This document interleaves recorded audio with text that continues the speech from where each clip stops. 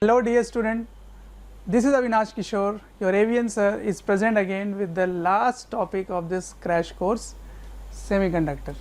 ठीक है, तो मैं पूरे सीरीज़ का जो क्रैश कोर्स चल रहा था उसके लास्ट टॉपिक की तरफ बढ़ गया हूँ और इसके बाद हमारा ये जो ऑनलाइन यूट्यूब में जो कोर्सेज चल रहे हैं वो एंड हो जाएगा। तो काफ़ी अच्छा लगा इतने दिनों में आपको पढ़ाकर। कोशिश रही है कि सारे टॉपिक्स को थोड़े बहुत कवर किए जाएं ताकि क्वेश्चंस आप कर सकें और अच्छे से रिवाइज़ कर सकें आप।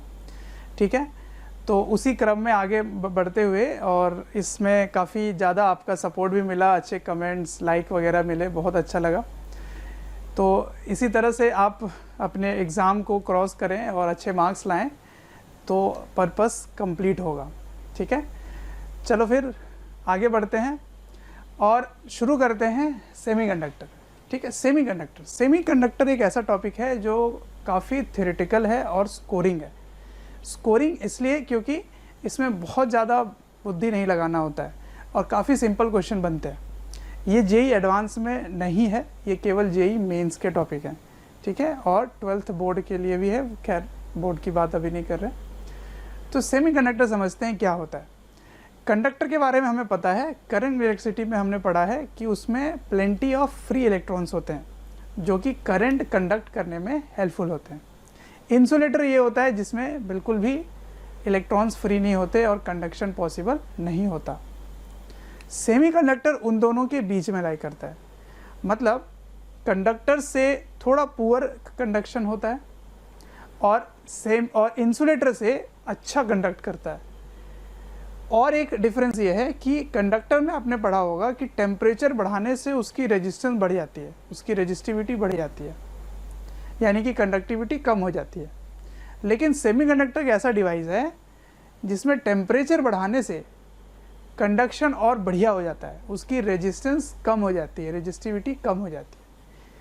तो सबसे पहले ये समझते हैं कि कोई भी मटेरियल कंडक्टर कब होता है या सेमीकंडक्टर कब होता है, इंसुलेटर कब होता है। तो उसके लिए उसकी बनावट समझने की ज़रूरत है और बनावट के लिए हमें कहाँ पहुँचना पड़ेगा, एटॉमिक लेवल तक। ठीक है, उसके अंदर में उसके क्रिस्टल को स्टडी करने की ज़रूरत पड़ेगी। तो पहले मैं आपको बताता हूँ एनर्जी बैंड डायग्राम। ठीक है, उससे क्लियर होगा कि कंडक्शन किस में अच्छा होता है और किस में थोड़ा सा पुअर होता है और कैसे कंडक्शन बढ़ा सकते हैं। ठीक है, तो सबसे पहला टॉपिक है energy band diagram. Energy band, इसको समझते हैं। तो सबसे सिंपलेस्ट एग्जांपल मैं लेता हूँ हाइड्रोजन एटम का। ठीक है, जब हाइड्रोजन की मॉलिक्यूल बन रही होती है तो दो हाइड्रोजन एटम पास आ रहे होते हैं और एक हाइड्रोजन एटम की अगर बात करें तो उसमें एक इलेक्ट्रॉन है। ठीक है, एक इलेक्ट्रॉन है और उसकी एनर्जी क्या है, उसकी एनर्जी है, बोर मॉडल में आपने पढ़ा होगा मॉडर्न फिजिक्स में, -13.6 इलेक्ट्रॉन वोल्ट।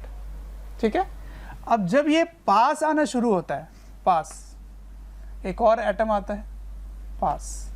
ठीक है, तो दो एटम आके मॉलिक्यूल बना रहे हैं, एक हाइड्रोजन एटम, दो एटम आकर मॉलिक्यूल बना रहे हैं। तो जब ये पास आ रहे होते हैं तो क्या होता है कि according to Pauli's exclusion principle कोई भी दो इलेक्ट्रॉन के सारे क्वांटम नंबर सेम नहीं हो सकते। तो उसी पे बेस्ड क्या होता है कि एनर्जी लेवल में स्प्लिटिंग हो जाती है, क्योंकि इसकी भी एनर्जी -13.6 है, इसकी भी एनर्जी -13.6 है। तो जब ये पास आते हैं, बिल्कुल पास आ जाते हैं, क्योंकि मॉलिक्यूल बनाने के लिए इनमें कॉम्बिनेशन होना इम्पॉर्टेंट है, तभी तो वो मॉलिक्यूल बनाएंगे। तो मॉलिक्यूल बनाने के लिए जब वो पास आते हैं तो एनर्जी में स्प्लिटिंग हो जाती है, क्योंकि पॉलीज एक्सक्लूजन प्रिंसिपल ये कहता है कि सारे क्वांटम नंबर सेम नहीं हो सकते। तो इसीलिए एनर्जी लेवल में डिफरेंस आ जाता है। तो स्प्लिटिंग एक इसकी है, एक इसकी है, तो स्प्लिटिंग होने के कारण एक लेवल -13.6 से थोड़ा ज़्यादा होता है और एक लेवल -13.6 से थोड़ा कम एनर्जी का होता है। तो दिस इज -13.6 इलेक्ट्रॉन वोल्ट, ये वाला लेवल, तो उससे थोड़ा ज़्यादा और थोड़ा कम होता है। तो एक इलेक्ट्रॉन लोअर एनर्जी लेवल में जाएगा और एक इलेक्ट्रॉन हायर एनर्जी लेवल में जाएगा। तो ये थी कहानी केवल 2 एटम्स की। अगर मैं एक मॉलिक्यूल एक मोल की बात करूं तो एक मोल में कितने एटम्स होते हैं? एवोगैड्रो नंबर 10⁻23, 24, मैं 10⁻20 ले लेता हूँ लेट्स से। तो 10⁻20 एटम्स जब आएंगे, क्योंकि एक क्रिस्टल में, एक क्रिस्टल मतलब सॉलिड स्टेट आपने पढ़ा होगा केमिस्ट्री में, तो क्रिस्टल में इतने एटम्स होते हैं। तो मैं 10⁻20 एटम्स ले लेता हूँ लेट्स से। तो 10⁻20 एनर्जी लेवल में स्प्लिटिंग होगी। तो क्योंकि 10⁻20 लेवल्स बन रहे हैं और बहुत ज़्यादा डिफरेंस नहीं है, इसीलिए ऐसे एनर्जी लेवल्स को क्या बोलते हैं? एनर्जी बैंड बोलते हैं। तो इनको बोलते हैं एनर्जी बैंड। ठीक है, तो एनर्जी बैंड आई होप समझ गए होंगे क्या होता है। It is a collection of many सब एनर्जी लेवल्स। ठीक है, तो एनर्जी लेवल आप समझ रहे हैं, आप बोर मॉडल में पढ़े होंगे सब चीज़। तो जब बहुत सारे एटम आएंगे तो बहुत सारे स्प्लिटिंग होगी। अगर n एटम्स आएंगे तो n स्प्लिटिंग होगी इसमें। ठीक है, and collection of all those energy levels are called energy band. तो सबसे पहले मैं आपको बताता हूँ एक कंडक्टर का, फिर मैं बताता हूँ एक सेमीकंडक्टर का। ठीक है, तो energy band diagram of a conductor. तो बेस्ट एग्जांपल इज सोडियम, क्योंकि सोडियम के ग्रुप से ही कंडक्शन शुरू होता है। तो मैं सोडियम का लेता हूँ और उसकी एनर्जी बैंड डायग्राम बताता हूँ कैसे उसमें कंडक्शन पॉसिबल है, क्यों वो गुड कंडक्टर है। ठीक है, तो एनर्जी बैंड ऑफ सोडियम शुरू करते हैं। ठीक है, तो सोडियम का इलेक्ट्रॉनिक कन्फिगरेशन क्या होता है? 1s2, 2s2, 2p6, 3s1। तो टोटल कितने इलेक्ट्रॉन्स होते हैं? तो 11 इलेक्ट्रॉन्स होते हैं। किसमें? एक एटम में। ठीक है, एक एटम में। तो क्या होता है कि सबसे पहले 3s, जब 2 एटम सामने आ रहे होते हैं तो जो आउटर मोस्ट शेल है उसकी स्प्लिटिंग पहले होगी। तो सबसे पहले 3s की स्प्लिटिंग होगी। मैंने एक ग्राफ बनाया energy versus inter atomic distance. तो जैसे जैसे एटम्स पास आ रहे होते हैं तो सबसे पहले स्प्लिटिंग किसकी होगी? तो 3s की होगी। तो 3s पहले स्प्लिट कर जाता है ऐसे।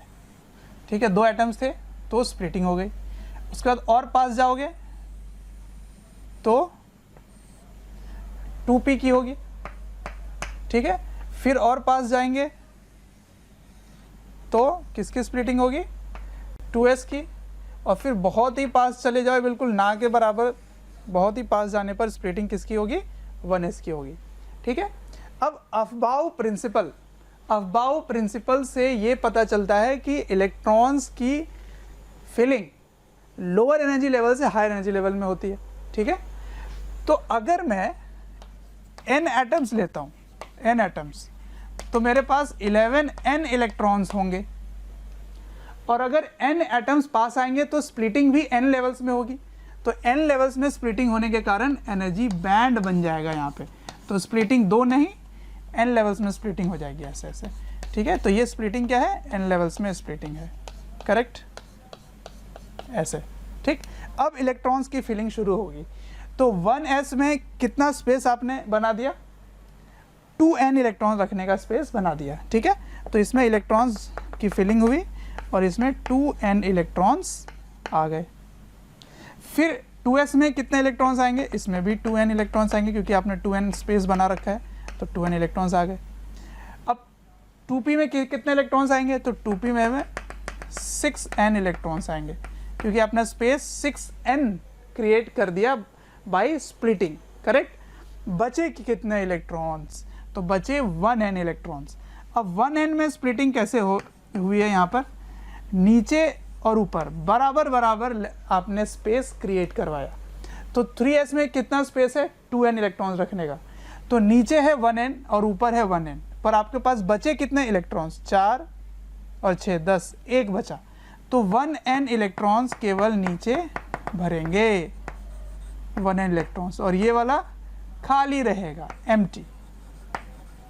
ठीक है, अब सुनो, जब आप बाहर से एनर्जी देंगे, दैट इज सेल लगा दिए, तो सेल लगाने के कारण ये जो इलेक्ट्रॉन्स हैं वो एनर्जी पिक कर लेंगे, और एनर्जी पिक करने के कारण यहाँ पे इनके पास प्लेंटी ऑफ स्पेस है फ्री मूवमेंट के लिए। तो वो इलेक्ट्रॉन्स फ्री रहते हैं इलेक्ट्रॉनिक कंडक्शन कराने के लिए, ठीक है। इसीलिए जब आप सेल कनेक्ट करेंगे तो करंट का पैसेज शुरू हो जाएगा। क्यों? क्योंकि यहाँ पे इलेक्ट्रॉन्स के लिए स्पेस खाली है। तो इस बैंड को बोलते हैं कंडक्शन बैंड। तो इसको क्या बोलते हैं? Conduction band. क्यों बोलते हैं? क्योंकि इस बैंड में कंडक्शन ऑफ इलेक्ट्रॉन पॉसिबल है। क्यों? क्योंकि स्पेस खाली है, ठीक है। यहाँ पे फुल्ली फिल्ड इलेक्ट्रॉन्स है तो इनको बोलेंगे वैलेंस बैंड, ठीक है। तो what is conduction band? It is a band where conduction of electricity is possible. तो मैं उल्टा रिवर्स तरीके में लिख देता हूँ यहाँ पर कि conduction band electron participates in conduction of electricity and valence band electron do not participate in conduction of electricity, ठीक है। तो conduction band electrons participates in conduction of electricity। और वैलेंस बैंड इलेक्ट्रॉन, क्योंकि वो फुल्ली फील्ड है, fully field है तो space ही नहीं है, स्पेस नहीं है तो इलेक्ट्रॉन्स का मूवमेंट पॉसिबल नहीं है। तो valence band electrons, valence band electrons do not participate in conduction of electricity, ठीक है। शॉर्ट में लिख दिया। अब समझते हैं सेमीकंडक्टर में ऐसी कौन सी बात है, ठीक। सेमीकंडक्टर का एनर्जी बैंड डायग्राम देखते हैं। अच्छा, मैं एक क्वेश्चन पूछता हूँ कि जिंक के बारे में जरा देखें। जिंक, तो जिंक की इलेक्ट्रॉनिक कन्फिग्रेशन क्या होगी? Ar4s2 नहीं 3d10 4s2, ये होगी इसकी कन्फिग्रेशन, ठीक है। तो अगर इसके बारे में बात करें तो देखो s orbital fully field, d orbital fully field, फिर तो यहाँ पे अगर स्प्लिटिंग हुई तो इलेक्ट्रॉन्स तो पूरे तरह से फील्ड रहेंगे, तो फिर तो कंडक्शन पॉसिबल ही नहीं है। लेकिन zinc is a good conductor, हमने पढ़ा है, तो फिर कहाँ मिस्टेक हो रही है? मिस्टेक ये हो रहा है कि इसके पास एक वैकेंट p ऑर्बिटल भी है। तो पहले क्या होगा? पहले स्प्लिटिंग 4p की होगी, ठीक है। ये 4p है, इसकी स्प्लिटिंग हो गई और वो ओवरलैप कर जाता है 4s के साथ, ठीक है, 4s के साथ, क्योंकि एनर्जी का गैप बहुत कम रहता है। तो ओवरलैप करने से क्या हुआ कि 4s इलेक्ट्रॉन के लिए 4p का भी जगह खाली हो गया, ठीक है। तो यहाँ पे फुल्ली फील्ड तो थे, ये नो डाउट फुल्ली फील्ड थे, पर अब इनके लिए ये स्पेस भी अवेलेबल हो गया कंडक्शन के लिए। इसीलिए जिंक में क्या होता है? ओवरलैपिंग ऑर्बिटल्स होते हैं, जिसके कारण स्पेस खाली रहता है और आराम से वहाँ पे कंडक्शन पॉसिबल हो जाता है, ठीक है। अब मैं बताता हूँ सेमीकंडक्टर के लिए। तो सेमीकंडक्टर के लिए कार्बन इज़ गुड एग्जाम्पल, क्योंकि कार्बन जैसा ही सिलिकॉन का होगा, सिलिकॉन और जर्मेनियम ये सब एक ही ग्रुप में लाई करेंगे। तो मैं कार्बन का एनर्जी बैंड बताता हूँ, ठीक है। चलो, तो अब देखते हैं एक सेमीकंडक्टर का एनर्जी बैंड डायग्राम क्या होता है। तो सबसे पहला एग्जांपल मैंने लिया है कार्बन का, ठीक है। पहला नहीं, मतलब कार्बन की ही ग्रुप की बात होगी, तो कार्बन के बारे में मैं बताता हूँ। तो इसकी इलेक्ट्रॉनिक कन्फिगरेशन क्या है? 1s2 2s2 2p2, ठीक है। तो कितने इलेक्ट्रॉन्स हो गए? 6 इलेक्ट्रॉन्स हो गए, ठीक है। तो अगर मैं n एटम्स लेता हूँ, if n atoms of carbon लेता हूँ, तो 6n इलेक्ट्रॉन्स होंगे मेरे पास और 6n इलेक्ट्रॉन मुझे फिल करनी है। तो इसमें एनर्जी का कैसे स्प्लिटिंग होता है वो समझना बहुत इंपॉर्टेंट है। देखो, सबसे पहले 2p, यहाँ पे क्या है? 2p है, ठीक है। उसके बाद क्या है नीचे? 2s, उसके नीचे क्या है? 1s, ठीक है। अब सुनो क्या होता है। सबसे पहले स्प्लिटिंग किसकी होगी? 2p की होगी।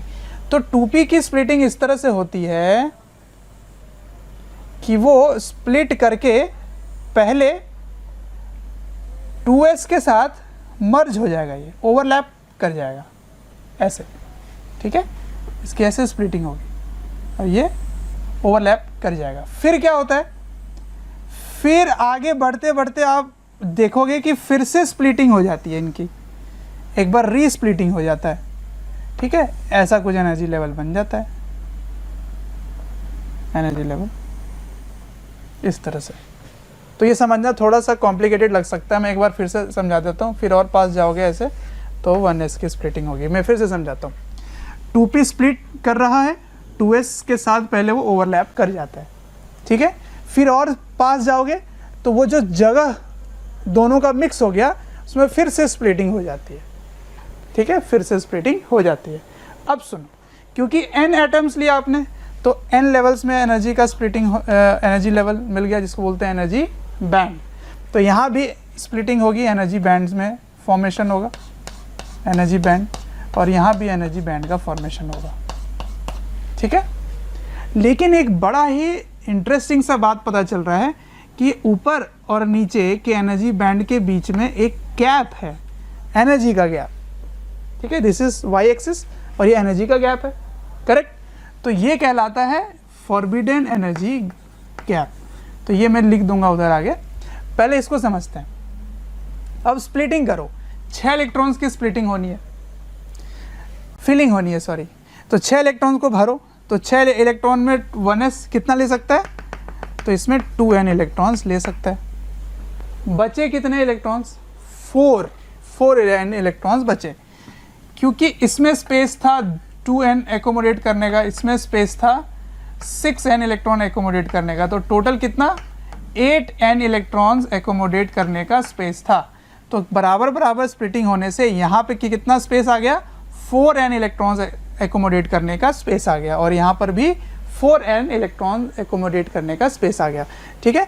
अब इलेक्ट्रॉन्स की जब फिलिंग होगी तो इसमें पहले फिलिंग होगी, तो ये पूरा का पूरा भर जाएगा, तो 4n इलेक्ट्रॉन्स फिल हो जाएगा कंप्लीट। अब ये लेवल खाली हो गया, ठीक है, तो इसको बोलेंगे कंडक्शन बैंड, क्योंकि यहाँ पे स्पेस है, ठीक है, यहाँ पे स्पेस है, और ये कहलाएगा अपना वैलेंस बैंड। क्या कहलाएगा, वैलेंस बैंड, करेक्ट। अब प्रॉब्लम ये है, सो देखो वैलेंस बैंड में फुल्ली फिल्ड इलेक्ट्रॉन्स है, स्पेस ही नहीं है मूवमेंट का। कंडक्शन बैंड में स्पेस है मूवमेंट का, लेकिन इलेक्ट्रॉन्स ही नहीं है, ठीक है। तो यही यहाँ पे दिक्कत शुरू हो जाती है। तो देखो क्या हुआ यहाँ पर, एनर्जी बैंड डायग्राम अगर मैं यहाँ से बताऊँ, एनर्जी बैंड डायग्राम को मैं समराइज कर देता हूँ। एनर्जी बैंड डायग्राम, समझना इस पॉइंट को, तो इसको क्या बोलेंगे, कंडक्शन बैंड, ठीक है, और इसको क्या बोलेंगे, वैलेंस बैंड, ठीक है। यहाँ पे फुल्ली फिल्ड इलेक्ट्रॉन्स है और यहाँ पे वैकेंट है, और इनके बीच के इस गैप को क्या बोलेंगे, forbidden energy, forbidden energy gap, ये बोलेंगे, ठीक है ना, ईजी, ठीक। अब सुनो, अगर कंडक्शन मुझे कराना है तो वैलेंस बैंड के इलेक्ट्रॉन्स को कंडक्शन बैंड में पहुंचाना पड़ेगा, तभी कंडक्शन ऑफ इलेक्ट्रिसिटी पॉसिबल है, ठीक है। तो यहाँ के इलेक्ट्रॉन्स, यहाँ के जो इलेक्ट्रॉन्स हैं ये यहाँ पहुँच जाएंगे कब, अगर एनर्जी बैरियर ओवरकम कर जाए तो, ठीक। अब ये कैसे पॉसिबल है, तो वो मैं बताता हूँ आपको। पहले समझते हैं कि एनर्जी गैप कितना है, ठीक है। तो मैं आपको बता देता हूँ कि एनर्जी गैप लगभग 5 इलेक्ट्रॉन वोल्ट या 6 इलेक्ट्रॉन वोल्ट के ऑर्डर का होगा, ठीक है। 5 इलेक्ट्रॉन वोल्ट ले लेते हैं, 5 इलेक्ट्रॉन वोल्ट की एनर्जी बैरियर है। तो हमें लगता है कि अगर मैं 5 वोल्ट का बैटरी लगा दूं तो इलेक्ट्रॉन आराम से एनर्जी पिक करके पहुंच सकता है, लेकिन ये एनर्जी गैप कितना बड़ा है इसको समझाने के लिए मैं आपको एग्जांपल से बताता हूँ, समझना इस पॉइंट को। अगर एक मैं 1 मीटर फ्री सेमीकंडक्टर लेता हूँ या कंडक्टर लेता हूँ, उसको मैंने 5 वोल्ट बैटरी से कनेक्ट किया, तो एक इलेक्ट्रॉन यहाँ से यहाँ अगर फ्रीली पहुँच जाता है बिना किसी कोलिजन के, तब तो वो 5 इलेक्ट्रॉन वोल्ट एनर्जी पिक कर लेगा। तो 5 इलेक्ट्रॉन वोल्ट कब पिक करेगा? व्हेन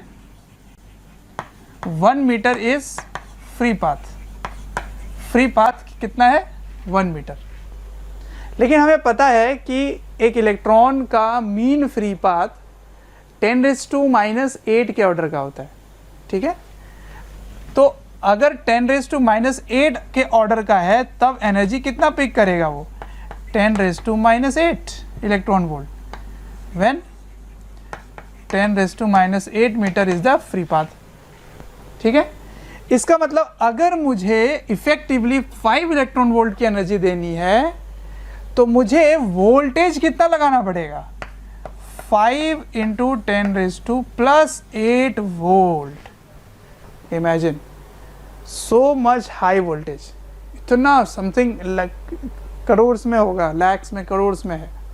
तो इतना ज़्यादा वोल्टेज आप एक सेमीकंडक्टर में लगाओगे, कार्बन में लगाओगे, तब जाके कंडक्शन पॉसिबल है। इसीलिए कार्बन प्रैक्टिकली हमारे लिए इंसुलेटर की तरह बिहेव करता है। लेकिन सिलिकॉन के लिए एनर्जी गैप कम होता है, सिलिकॉन का कम होता है, 1.1 इलेक्ट्रॉन वोल्ट होता है, ठीक है। तो समझते हैं कि उसमें कैसे कंडक्शन पॉसिबल है। इस पॉइंट को ज़रा देखो और इतना लिखो, ठीक है। तो मैं एक बार रिवाइज करा दूं, क्या था एनर्जी बैंड डायग्राम में। कार्बन यानी कि सेमी कंडक्टर में क्या होता है? पहले ओवरलैपिंग होती है, फिर रीस्प्लिटिंग होती है एनर्जी बैंड की, ठीक है। तो ऑर्बिटल्स की रीस्प्लिटिंग होने से एनर्जी बैंड का फॉर्मेशन होता है, जिसमें एनर्जी का बैरियर आ जाता है, गैप आ जाता है। तो ऊपर वाला कहलाता है कंडक्शन बैंड, नीचे वाला कहलाता है वैलेंस बैंड, और उनके बीच का एनर्जी का गैप होता है। अगर वैलेंस बैंड के इलेक्ट्रॉन कंडक्शन बैंड में पहुंच जाएं तो कंडक्शन ऑफ इलेक्ट्रिसिटी पॉसिबल हो सकता है।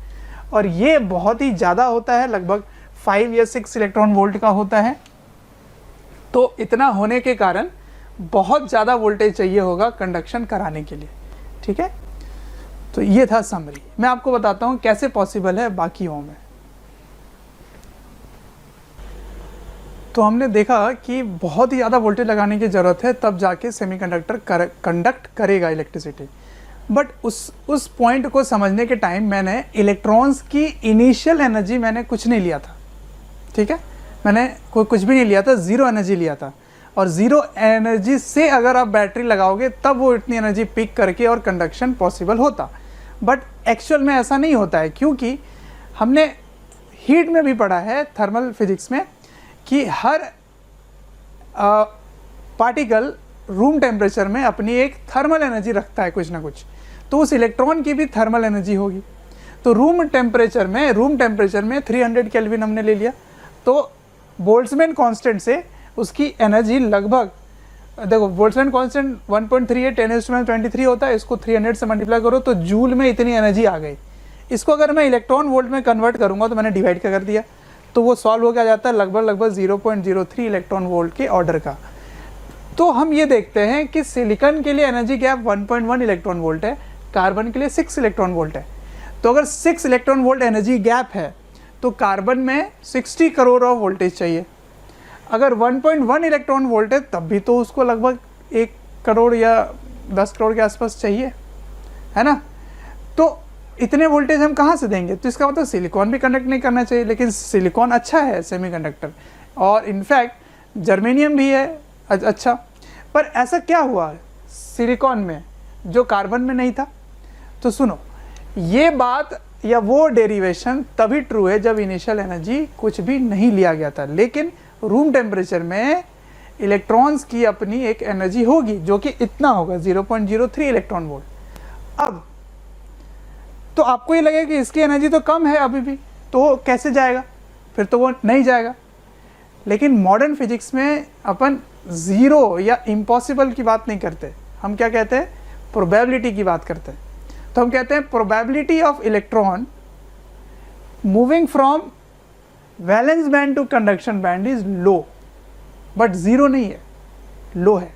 तो मैंने मॉडर्न फिजिक्स में भी आपको बताया था, अगर आप लेक्चर देखे हो लेक्चर 1, तो मैंने कहा था मॉडर्न फिजिक्स में प्रोबेबिलिटी की भी बात होती है। यही पॉइंट अलग करता है जो क्वांटम फिजिक्स है उसको क्लासिकल फिजिक्स से डिस्टिंग्विश करता है। तो प्रोबेबिलिटी की बात हो रही है, तो कितनी प्रोबेबिलिटी है? तो for silicon 1 electron out of every 1 million atom, एक इलेक्ट्रॉन अवेलेबल होगा जो वैलेंस बैंड से कंडक्शन बैंड जंप कर सकता है। कैसे होगा? इतनी एनर्जी तो उसके पास है ही, अब वो कोलाइड करेगा किसी और के साथ, फिर वो दोनों वाइब्रेट कर रहे होंगे, फिर 2 और वाइब्रेट होंगे, 4 और होंगे, बहुत सारा वाइब्रेशन शुरू हो जाएगा। तो ऐसा होगा कि इलेक्ट्रॉन को इतनी एनर्जी मिल जाएगी कि इस एनर्जी गैप को ओवरकम कर सके, उसके बाद कंडक्शन पॉसिबल हो सकता है। ठीक है, तो वहाँ बोलते हैं कि प्रोबेबिलिटी लो है लेकिन ज़ीरो नहीं है। लेकिन कार्बन और इंसुलेटर के लिए और भी पुअर है, 10⁻12 में 1 होगा या 18 में 1 होगा, ऐसे प्रोबेबिलिटी है उसमें। ठीक है, तो उसमें बहुत ही पुअर होता है conduction of electron in case of carbon and insulators. ठीक है, तो ये थी कहानी एनर्जी बैंड की, बहुत ही इंपॉर्टेंट है समझना। ठीक है, अब कंडक्शन बैंड और वैलेंस बैंड को इस पॉइंट से समझना है आपको कि कंडक्टर्स के लिए एनर्जी बैंड ओवरलैपिंग होते हैं। ठीक है, फॉर कंडक्टर्स ये एनर्जी बैंड आपको याद रखना है, overlapping conduction band and valence band, उनको कोई एनर्जी का गैप, एनर्जी की रिक्वायरमेंट नहीं होती है। ठीक है, for conductors. For semi conductor and insulator एक जैसा होता है एनर्जी बैंड। कैसा होता है? तो उसमें गैप होता है, energy gap. Conduction band, valence band. ठीक है, और इंसुलेटर के लिए, फॉर इंसुलेटर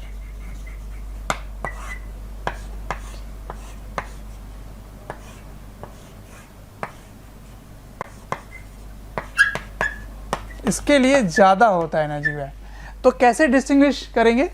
डिस्टिंग्विश करेंगे कि for semi conductor energy gap is of the order 1 electron volt. ठीक है, and for insulator energy gap is greater then 5 electron volt. ठीक है, तो 1 इलेक्ट्रॉन वोल्ट के आसपास ही होता है। ठीक है, तो ये बात एनर्जी बैंड डायग्राम की है जो मैंने समराइज कर दिया है यहाँ पर, वेरी इंपॉर्टेंट। तो ये थी कहानी एनर्जी बैंड और एनर्जी बैंड डायग्राम की। अब बढ़ते हैं कि सेमीकंडक्टर में कंडक्शन कैसे पॉसिबल होगा। अब और टेम्परेचर की बात क्या है, तो मैं यहाँ पर ही बता देता हूँ कि टेम्परेचर में क्या होगा। जैसे ही टेम्परेचर बढ़ाओगे एनर्जी और ज़्यादा पिक करेगा, तो ज़्यादा प्रोबेबिलिटी होगी वैलेंस बैंड से कंडक्शन बैंड इलेक्ट्रॉन को जंप कराने में। तो प्रोबेबिलिटी ज़्यादा होगी तो कंडक्शन अच्छी होगी। इसीलिए सेमीकंडक्टर्स के लिए ये जो रेजिस्टेंस का फॉर्मूला है R equals to R0 1 plus alpha delta T में जो अल्फ़ा है that is negative for semiconductors and also for insulator. तो सेमीकंडक्टर के लिए अल्फ़ा नेगेटिव होता है। इसका मतलब टेम्परेचर बढ़ाने से रेजिस्टेंस सेमीकंडक्टर की कम होती है। क्यों होती है वो आपको समझ में आ गया होगा कि फ्री इलेक्ट्रॉन्स अवेलेबल हो जाते हैं, वैलेंस से कंडक्शन बैंड में अवेलेबल हो जाते हैं, जंपिंग ऑफ इलेक्ट्रॉन पॉसिबल हो जाता है वैलेंस से कंडक्शन के पास। तो ऐसे यहाँ से यहाँ पे जंप करने की प्रोबेबिलिटी बढ़ जाती है। तो अब समझते हैं कि physical meaning of jumping of electron क्या होता है। तो क्रिस्टल को देखेंगे, उसके जो बॉन्ड्स हैं उनको देखेंगे और वहाँ से समझेंगे इस पॉइंट को। ठीक, थैंक यू डियर स्टूडेंट्स, हमें ढेर सारा प्यार देने के लिए। डेली हज़ारों स्टूडेंट्स हमारे वीडियोस से लाभ उठा रहे हैं, उनको काफ़ी बेनिफिट पहुंच रहा है हमारे वीडियो लेक्चर से। आपसे एक रिक्वेस्ट है कि डिस्क्रिप्शन बॉक्स पे एक लिंक है, उस लिंक को क्लिक करें और अपनी एनरोलमेंट सुनिश्चित करें। और साथ ही जिनको स्टडी मटेरियल या फिर डाउट सेशन चाहिए वो प्रीमियम कोर्सेज़ के लिए भी एनरोल कर सकते हैं। तो physical meaning of jumping of electron समझते हैं। उसके लिए मैंने सिलिकॉन का क्रिस्टल ड्रॉ किया है। ठीक है, बॉन्ड को समझते हैं, उससे समझ आएगा कि एक्चुअल में होता क्या है।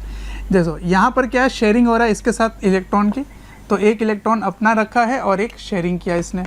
ठीक है, तो इलेक्ट्रॉन की इस तरह से शेयरिंग हुई है और बॉन्ड ऐसे फॉर्म हुआ है। ठीक है, अब क्या होगा कि वैलेंस बैंड इलेक्ट्रॉन मतलब जो बॉन्डेड इलेक्ट्रॉन है वो वैलेंस बैंड इलेक्ट्रॉन है। तो इनमें जो बॉन्डिंग हुआ है वही वैलेंस बैंड इलेक्ट्रॉन्स है। तो अगर टेम्परेचर बढ़ने के कारण ये इलेक्ट्रॉन ऐसे बाहर अवेलेबल हो जाते हैं, let's say this is the electron which is available, ठीक। तो यहाँ पर वैकेंसी क्रिएट हो जाएगी, ठीक है, ये वैकेंसी क्रिएट हो जाएगी और इस वैकेंसी को भरने के लिए इधर से जो शेयरिंग हो रहा था से भी कहीं से भी इसे भरने के लिए ये मूव कर जाएगा और यहाँ पर फिर वो खाली छोड़ जाएगा, एक स्पेस खाली छोड़ जाएगा। इस खाली स्पेस को बोलते हैं होल, ठीक है। और इलेक्ट्रॉन्स तो थे ही हमारे पास, इलेक्ट्रॉन्स, ठीक। अब इस पॉइंट को समझना, इस होल के पास कौन जा रहा है, इलेक्ट्रॉन्स जा रहा है। फिर यहाँ खाली होगा तो यहाँ से या यहाँ से कहीं से एक इलेक्ट्रॉन इसके पास जाएंगे। तो देख रहे हो होल के पास इलेक्ट्रॉन जा रहा है, इलेक्ट्रॉन में कौन सा चार्ज होता है, नेगेटिव चार्ज, ठीक है।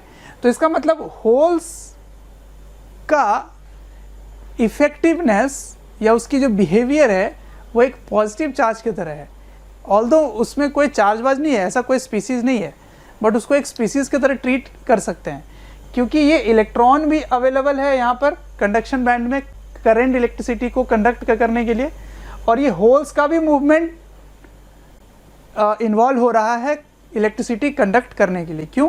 क्योंकि यहाँ जगह खाली है तो इलेक्ट्रॉन मूव कर पा रहे हैं, यहाँ के इलेक्ट्रॉन मूव कर पा रहे हैं या इधर के मूव कर पाएंगे। तो होल्स के क्रिएशन के कारण भी इलेक्ट्रिसिटी का कंडक्शन पॉसिबल हो गया। इलेक्ट्रॉन्स का मूवमेंट तो हो ही रहा है क्योंकि कंडक्शन बैंड में स्पेस खाली है, वहाँ पे पहुँच चुका है ये, और वहाँ से इलेक्ट्रिसिटी पॉसिबल हो रहा कंडक्ट करना। तो इसका मतलब एक सेमीकंडक्टर में इलेक्ट्रिसिटी कंडक्ट होल्स के कारण भी होता है और इलेक्ट्रॉन्स के कारण भी होता है, ठीक है। तो एक डाउट आता है कि इलेक्ट्रॉन अगर यहाँ से निकल के बाहर आ गया तो क्या उसमें पॉजिटिव चार्ज आ जाएगा? आंसर इज़ नो, क्योंकि जितने इलेक्ट्रॉन्स बन रहे हैं उतने ही होल्स बन रहे हैं और होल्स को इफेक्टिव चार्ज हमने पॉजिटिव ट्रीट किया, तो ओवरऑल चार्ज न्यूट्रल ही रहेगा। या फिर ऐसे समझो कि क्रिस्टल ओवरऑल न्यूट्रल ही था, तो इलेक्ट्रॉन्स निकल के वहीं रह रहे हैं, बाहर कहीं नहीं जा रहे, तो इसीलिए इफेक्टिव ओवरऑल क्रिस्टल न्यूट्रल रहेगा। तो ओवरऑल क्रिस्टल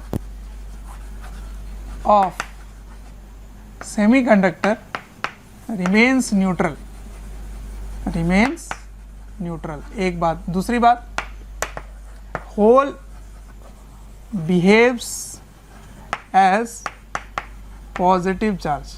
बिहेव मतलब ऐसा कुछ होता नहीं है, ठीक है। तो होल्स में चार्ज कितना होगा? चार्ज होगा प्लस ही, और इलेक्ट्रॉन्स में कितना चार्ज होगा? माइनस ही, ठीक है। क्यों वो पॉजिटिव चार्ज की तरह बिहेव कर रहा है? क्योंकि उसके तरफ इलेक्ट्रॉन्स जा रहे हैं, तो पॉजिटिव चार्ज की तरह इसको ट्रीट किया जा सकता है। ये कुछ ऐसा है, मैंने कहा ऐसा कोई स्पीसीज है नहीं, बट एक एग्जांपल देता हूँ। सपोज यहाँ पर बहुत सारे बच्चे बैठे हुए हैं, रोज़ में कॉलम्स में बैठे हुए हैं, ठीक है। बीच से एक बच्चा उठ कर यहाँ आ जाता है इस जगह, तो वो जगह खाली हो गया। अब वो जगह जो है वो स्वीट पॉइंट था, तो एक बच्चा जो कोने में बैठा है उसको दिख नहीं रहा था, तो वो वहाँ से उठकर उस सीट में बैठ जाता है, फिर वो जो कोना था वो जगह खाली हो गया। अब एक बच्चा जो आगे बैठा है उसको नींद आ रही थी, वो वहाँ सोने या मतलब टीचर के नज़र से दूर आने के लिए वो पीछे जाके बैठ जाता है। अब जगह यहाँ खाली हो गई, पीछे वाला यहाँ आ गया, ऐसे आ गया। इस इवेंट को ऑब्जर्व करने का आपके पास दो नज़रिया है। आप ऐसे देखो कि एक स्टूडेंट मूव कर रहा है यहाँ, फिर स्टूडेंट मूव कर रहा है यहाँ, स्टूडेंट मूव कर रहा है यहाँ, स्टूडेंट मूव कर रहा है वहाँ वहाँ। या दूसरा नज़रिया क्या है, वो खाली जगह मूव कर रहा है। तो मैं ऐसे देख रहा हूँ, पहले स्पेस यहाँ खाली था, फिर स्पेस वहाँ खाली हुआ, फिर स्पेस यहाँ खाली हुआ, तो उसी स्पेस को क्या बोल रहे हैं? होल्स बोल रहे हैं, ठीक है।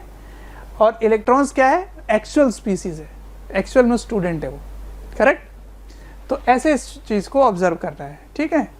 तो क्या समझा हमने कि ओवरऑल क्रिस्टल जो है वो न्यूट्रल रहेगा, और होल्स का मूवमेंट और इलेक्ट्रॉन्स का मूवमेंट दोनों इम्पॉर्टेंट है करंट इलेक्ट्रिसिटी कंडक्ट कराने के लिए। तो मैं आपको बता देता हूँ कि ये था वैलेंस बैंड, ये था कंडक्शन बैंड। तो जंपिंग ऑफ इलेक्ट्रॉन्स में क्या होता है, यहाँ होल्स छोड़ जाते हैं और यहाँ पर इलेक्ट्रॉन्स आ जाता है, ठीक है। कब? जब वो एनर्जी गैप को पिक कर ले, तब, है ना। एनर्जी बैरियर अगर ओवरकम कर जाता है तो ये इलेक्ट्रॉन यहाँ पर कंडक्शन बैंड में आ जाता है, ठीक है। फिर यहाँ होल्स आ जाते हैं।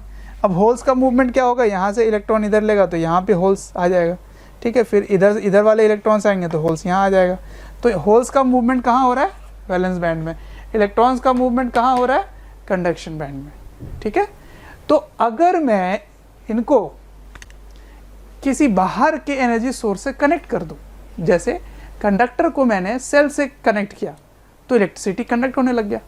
अगर मैं इस सेमीकंडक्टर को सेल से कनेक्ट कर दूं तो देखते हैं इलेक्ट्रिसिटी कैसे कंडक्ट होता है।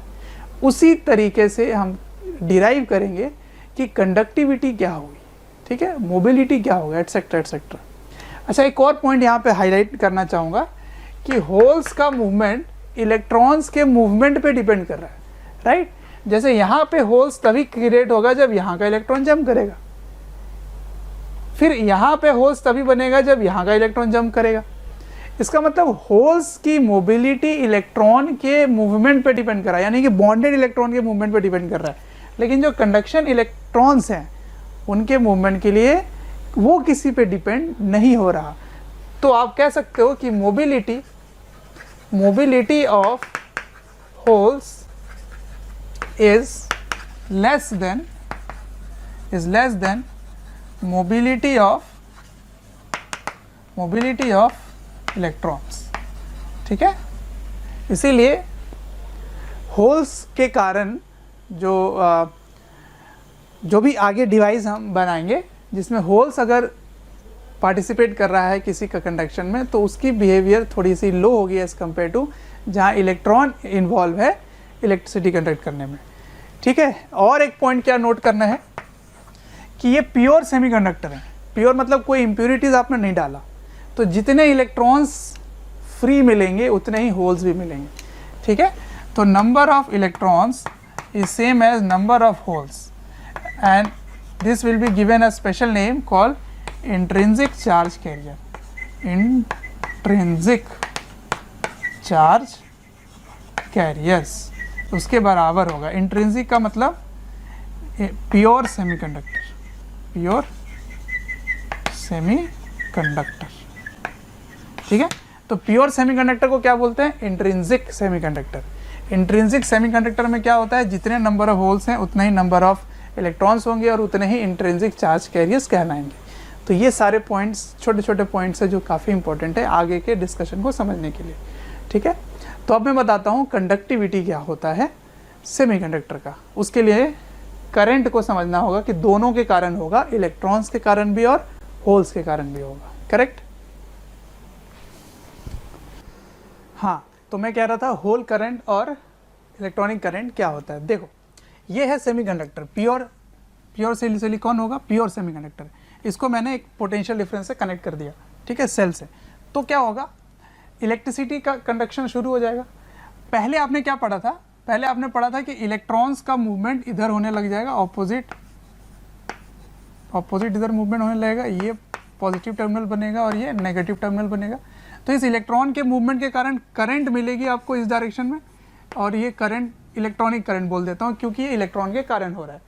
अब मैं आपको क्या बताया कि यहाँ पे होल्स भी होते हैं और होल्स को कैसा भी ट्रीट करना है? पॉजिटिव चार्ज की तरह। तो वो पॉजिटिव से नेगेटिव के डायरेक्शन में ही फ्लो करेगा, तो इधर मूव करेगा। तो क्योंकि ये पॉजिटिव चार्ज की तरह है तो इसके कारण एक करंट मिलेगी इधर, और इस करंट को बोलेंगे होल करंट। तो इलेक्ट्रॉनिक करंट और होल करंट का सम क्या हो गया? टोटल करंट, ऐसे, ठीक है, टोटल करंट। तो what is this total current? Equals to hole current as well as electronic current, ठीक है। अब यहाँ पर एक फॉर्मूला है जो आपको यूज़ करना पड़ेगा। पहली चीज़, करंट इलेक्ट्रिसिटी में आपने पढ़ा है NEA/VD। VD क्या है? Drift velocity. उसके बाद करंट डेंसिटी क्या पढ़ा आपने? Current by area is current density.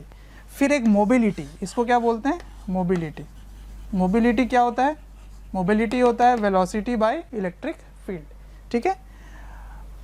अब NE की जगह मैंने फॉर्मूला लिख दिया, IE की जगह, दोनों के लिए फॉर्मूला सेम ही होगा, सिर्फ चेंज क्या हो जाएगा? इसमें नंबर ऑफ इलेक्ट्रॉन्स आ जाएंगे, इसमें नंबर ऑफ होल्स आ जाएंगे। दोनों में चार्जेस सेम ही होगा। क्यों? क्योंकि इस होल्स को मैंने कैसे ट्रीट किया था? इफेक्टिवली पॉजिटिव चार्ज ही होता है प्लस ई के तरह, तो ई हो गया। एरिया सेम है, सेम क्रॉस सेक्शन एरिया लिया गया है। इनकी ड्रिफ्ट वेलोसिटी अलग अलग है क्योंकि उनकी मोबिलिटी अलग अलग है। तो यहाँ से मोबिलिटी और ड्रिफ्ट वेलोसिटी का फॉर्मूला में क्या बनेगा? Electric field into mu, electric field क्यों आ रहा है? क्योंकि आपने यहाँ पोटेंशियल डिफरेंस क्रिएट किया है, तो उसके कारण इलेक्ट्रिक फील्ड आ जाता है यहाँ पर कंडक्टर के अंदर, ठीक है। अच्छा, अब यहाँ से एरिया कॉमन लिया और इधर भेज दिया, इससे डिवाइड कर दिया, तो ये क्या बन गया? Current density, correct. अब ड्रिव वेलोसिटी को मैंने लिख दिया म्यू इंटू ई, यहाँ से म्यू इंटू ई। तो इलेक्ट्रिक चार्ज के लिए उसकी मोबिलिटी आएगी, इलेक्ट्रॉन के लिए उसकी मोबिलिटी आएगी, होल्स के लिए होल्स की मोबिलिटी आएगी, ठीक है। तो ये हो गई बात, यहाँ मैंने ई कॉमन ले लिया था। अब कैपिटल ई को कॉमन ले लो, ठीक है, तो ये जे हो गया। अब एक फॉर्मूला आपको और याद रखना पड़ेगा, जे इक्वल्स टू सिग्मा ई होता है, ठीक है। ये कैसे आता है? तो ओम्स लॉ इन माइक्रोस्कोपिक में आपने पढ़ा होगा करंट इलेक्ट्रिसिटी में। तो comparing with J equals to sigma E we get this as sigma and this is called conductivity. ये है conductivity of semiconductor, conductivity of semiconductor. तो इसका फॉर्मूला आपको याद रखना पड़ेगा, जिसमें एनी है नंबर ऑफ इलेक्ट्रॉन्स। तो for intrinsic charge career, for intrinsic semiconductor, Ni is equals to Nh and that is equals to Ni, ठीक है। तो ये दोनों बराबर होंगे। म्यू ई Ni क्या है? Mobility. Mu E is mobility of electrons और म्यू एच क्या है? Mobility of holes. तो मैंने बताया था कि मोबिलिटी होल्स का कम होता है इलेक्ट्रॉन्स के मुकाबले, और ई क्या है? चार्ज ऑन वन इलेक्ट्रॉन, ठीक है। तो ये होगी बात। तो इस फॉर्मूले से क्या समझ में आ रहा है? कंडक्टिविटी कैसे इंक्रीज होगी? कंडक्टिविटी तभी इंक्रीज होगी जब या तो मोबिलिटी इंक्रीज हो जाए या Ni या NH इंक्रीज हो जाए। मतलब अगर आप इलेक्ट्रॉनिक की काउंट्स, यानी कि इलेक्ट्रॉन्स के काउंट या होल्स की काउंटिंग अगर बढ़ा दें तो कंडक्टिविटी बढ़ जाएगी। और वो कैसे बढ़ता है? टेम्परेचर बढ़ाने से। तो टेम्परेचर बढ़ाने से होल्स की संख्या बढ़ जाएगी, क्योंकि इलेक्ट्रॉन्स कंडक्शन बैंड में जंप करने लग जाएंगे। पर कब तक बढ़ाएंगे टेम्परेचर? बढ़ाते बढ़ाते एक समय ऐसा आ जाएगा कि वाइब्रेशन बहुत तेज़ हो जाएगा, इतना तेज़ हो जाएगा कि रैंडमनेस बढ़ जाएगी, और रैंडमनेस बढ़ने से फिर रेजिस्टेंस बढ़ने शुरू हो जाएगी, या और हाई करोगे तो मेल्ट होना शुरू हो जाएगा। इसका मतलब एक मिनिमम एक मैक्सिमम वर्किंग टेम्परेचर होता है, उसके बियॉन्ड आप हीट नहीं कर सकते। इसका मतलब उसकी मोबिलिटी फिर या उसकी जो कंडक्टिविटी है वो फिर फिक्स हो जाएगी, फिर आप उससे ज़्यादा नहीं बढ़ा सकते। अगर उससे भी ज़्यादा बढ़ाना है तो हमारे पास सेकेंड मेथड है, दैट इज़ कॉल्ड डोपिंग। मतलब इम्प्योरिटीज़ डाल दो, प्योर सेमीकंडक्टर में कुछ इम्प्योरिटीज़ डाल दो तो उसकी कंडक्टिविटी बढ़ जाएगी। तो नेक्स्ट है एक्सट्रिंसिक सेमीकंडक्टर। जो इम्प्योर होते हैं उनको कहते हैं एक्सट्रिंसिक सेमीकंडक्टर, ठीक है। तो दो टाइप के होंगे, पी टाइप और एन टाइप। तो कैसे पी टाइप और एन टाइप बनता है पहले वो बताता हूँ, फिर उसकी खासियत क्या है और उसकी डिफरेंसेस क्या होंगी, ठीक है। एक्सट्रिंसिक सेमीकंडक्टर, ठीक है। एक्सट्रिंसिक सेमीकंडक्टर क्या है? जब भी किसी प्योर सेमीकंडक्टर को अगर ट्राइवेलेंट या पेंटावेलेंट एटम के साथ आप मिक्स करते हैं तो वो कहलाता है, तो जो सेमीकंडक्टर बनता है वो कहलाता है एक्सट्रिंसिक सेमीकंडक्टर। इसको और इस प्रोसेस को कहते हैं डोपिंग। डोपिंग का मतलब क्या होता है? इम्प्योरिटीज़ बाहर से डालना प्योर सेमीकंडक्टर में। तो देखते हैं कि इसकी बनावट में क्या फ़र्क पड़ रहा है। अगर आप ट्राइवेलेंट एटम के साथ डोप करेंगे तो वो किस टाइप का सेमीकंडक्टर बनेगा? P type. पी क्यों है? अभी समझ में आ जाएगा क्यों है, ठीक है। देखो, जैसे एल्यूमिनियम, गैलियम, इंडियम की किसी को भी अगर फ्यूज़ कर दिया आपने प्योर सेमीकंडक्टर के साथ तो क्या हो रहा है देखते हैं। सपोज ये एल्यूमिनियम इस लैटिस में आ गया, सिलिकॉन के एक लैटिस में आ गया, ठीक है। इधर भी है सिलिकॉन, मैंने इसको बनाया नहीं है। तो एल्यूमिनियम के पास 3 वैलेंस इलेक्ट्रॉन्स होते हैं, तो 3 सिलिकॉन के साथ शेयरिंग किया और बॉन्ड बना लिया, ठीक है। अब ये सिलिकॉन जो शेयर किया इसके साथ, वो इसके साथ बॉन्ड नहीं बना पा रहा है क्योंकि इसके पास इलेक्ट्रॉन ही नहीं है। तो यहाँ पर एक वैकेंसी है इलेक्ट्रॉन को एक्सेप्ट करने की, ठीक है। तो हो सकता है यहाँ पे जो इनकी अपनी शेयरिंग हुई थी, यहाँ पर ये इलेक्ट्रॉन इधर चला जाए, ठीक है, इसके पास। तो यहाँ क्या छोड़ जाएगा? यहाँ पर होल छोड़ जाएगा, ठीक है, होल बन गया। या हो सकता है यहाँ वाला चला जाए, कहीं भी जा सकता है। तो अब ये होल बन गया। देखो, ये जब होल बना तो इलेक्ट्रॉन्स नया नहीं बना है, कोई नया इलेक्ट्रॉन्स का फॉर्मेशन नहीं हो रहा। ठीक है, होल्स का फॉर्मेशन होने के समय इलेक्ट्रॉन्स का फॉर्मेशन नहीं हो रहा। इसका मतलब जितने एटम्स आप फ्यूज कराओगे उतने ही होल्स बनने की संभावनाएं बढ़ जाएंगी, लेकिन इलेक्ट्रॉन्स नया नहीं बनने वाला। तो इसीलिए जैसे आप 1 मोल लेते हो, 1 मोल आपने ले लिया एल्यूमिनियम, तो 10⁻23 24 ऑर्डर का इलेक्ट्रॉन एक्सेप्ट करके होल्स क्रिएट करने की इसकी कैपेसिटी है, ठीक है। तो जितने एटम्स आप एल्यूमिनियम का फ्यूज करोगे उतने ही होल्स बनेंगे। इसका मतलब होल्स की संख्या इलेक्ट्रॉन्स की संख्या से कहीं ज़्यादा हो जाएगी, ठीक है।